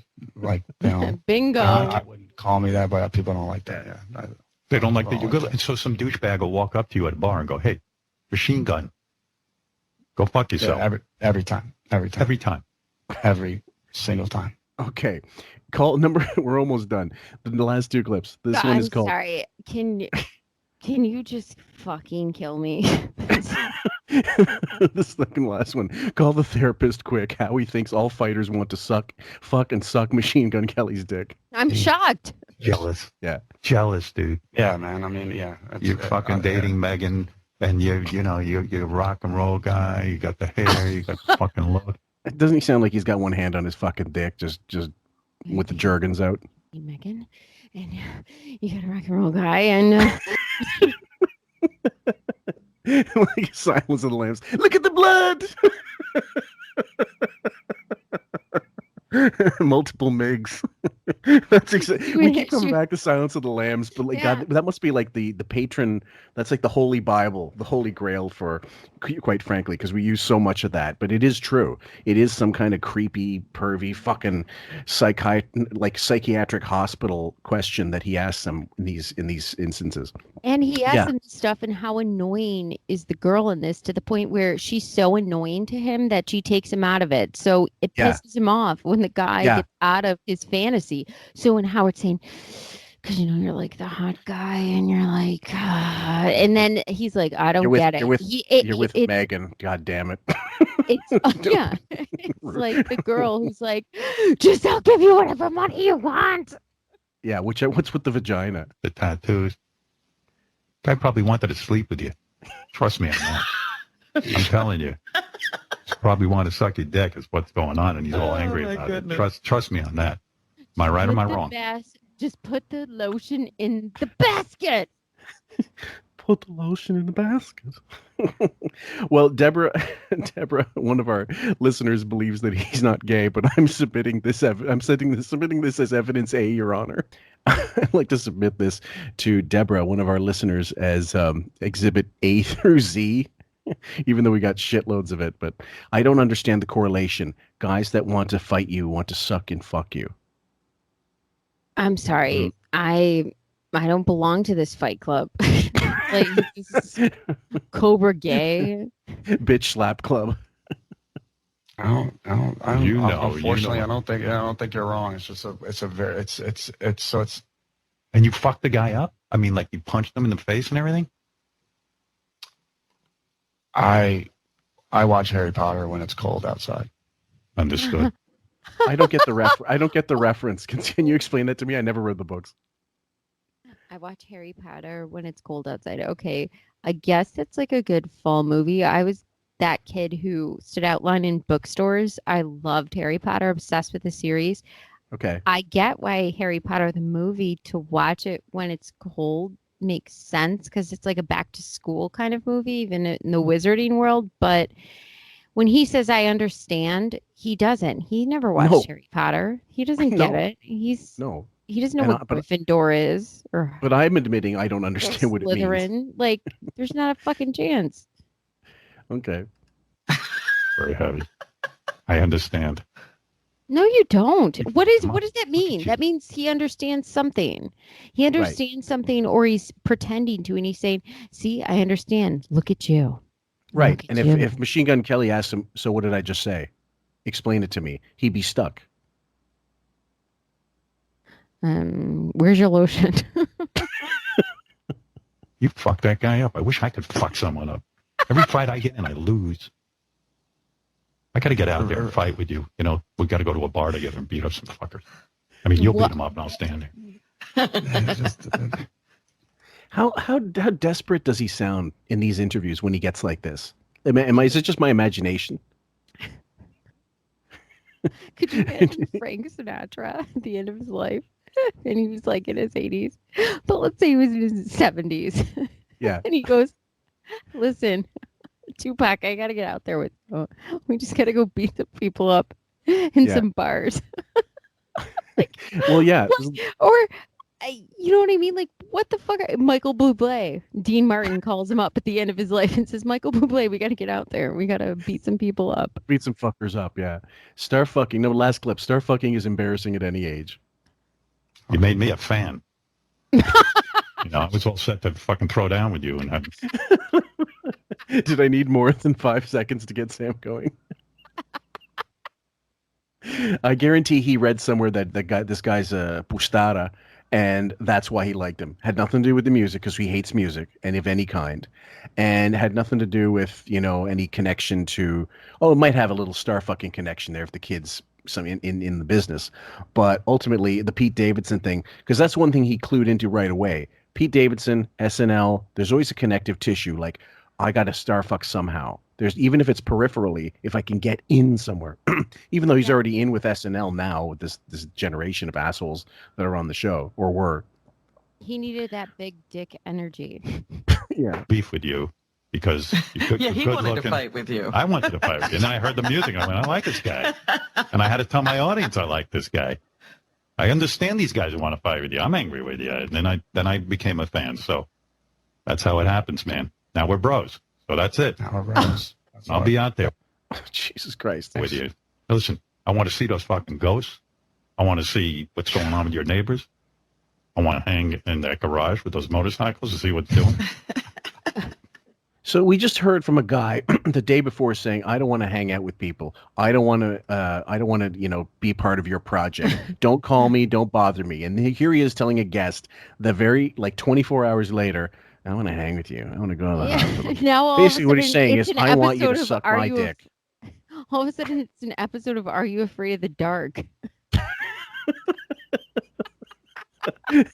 And the ghost reference, by the way, I didn't play the clip because he told this interminable story about he thinks his house is haunted, and the creative energies from the house help his fucking, they help this fucking wordsmith create songs. All of a sudden, Howard's R.L. Stein. It's a Goosebumps book. What was the other one that was popular for kids? There was all the vomit. Was it Goosebumps? Were those the vomit? The vomit on the cover. What were they called? Like the fake vomit. Gross. There's some gross. I don't know. I'll come back to me because I used to. I'm referenced out for the day. It'll come back to me. Okay, well, guys, that's us for today. We're going to wrap it up. Really appreciate you all listening. Sign on to our Facebook page and become members if you haven't, quite frankly. Howard Stern Podcast. And please subscribe and like our podcast. Thumbs up. I'm being Fillmore right now because I just think it's entertaining. And also, I think that you should all listen to Machine Gun Kelly. He's fabulous. She's the next Bob Dylan. For those of you who are on our Patreon already, and those of you who aren't, first of all, we appreciate all the support of those existing Patreon members. All the money is really going into new mics, new software, hosting, podcast hosting fees, and what have you. And when they're doing a thing now at Patreon, which is amazing, they're offering a big discount for anybody who gives a year in advance, the same way I do with Condé Nast and a lot of different magazine subscriptions. 15% off in this case. So if you give the minimum, which is I think $1 a month over 12, you're actually paying $10.50, which is not even a quarter a show. So if you really, really want to show your appreciation, God bless you, please do on Patreon. That applies to the other channel I have where if you want to make requests, they go in through there. That's how you do it. But even if you don't, we love you guys anyway. It's so awesome that you guys contribute what you do. It's great if you help out, especially it helps us with our tech and Fillmore. It helps everything that he does and helps everything we do, truthfully. The next episode, I believe, if I'm not mistaken, we'll have Jump the Shark will be coming out before this one, but then we're going right into 15 Foundation. And as you speak, we will have already been recording. So that's going to be a long work in progress, and we hope you guys enjoy it because that's going to be a bit of a long slog, but it'll be worth it. We promise. Robin's really sane in that. All right, guys, take care. From Sam and I, we love you. Okay? And I'm going to fly out there next week, and I'm going to straighten your ass out. And I'm going to make sure that you really get it. I'm going to make sure that you know what a rude, thoughtless little pig you really are. Do you understand? You're a rude, thoughtless pig. So be ready on Friday the 20th, because I'm coming out there. I'm going to tell you this, then I'm going to turn around, I'm going to fly right back home. You are a rude, thoughtless,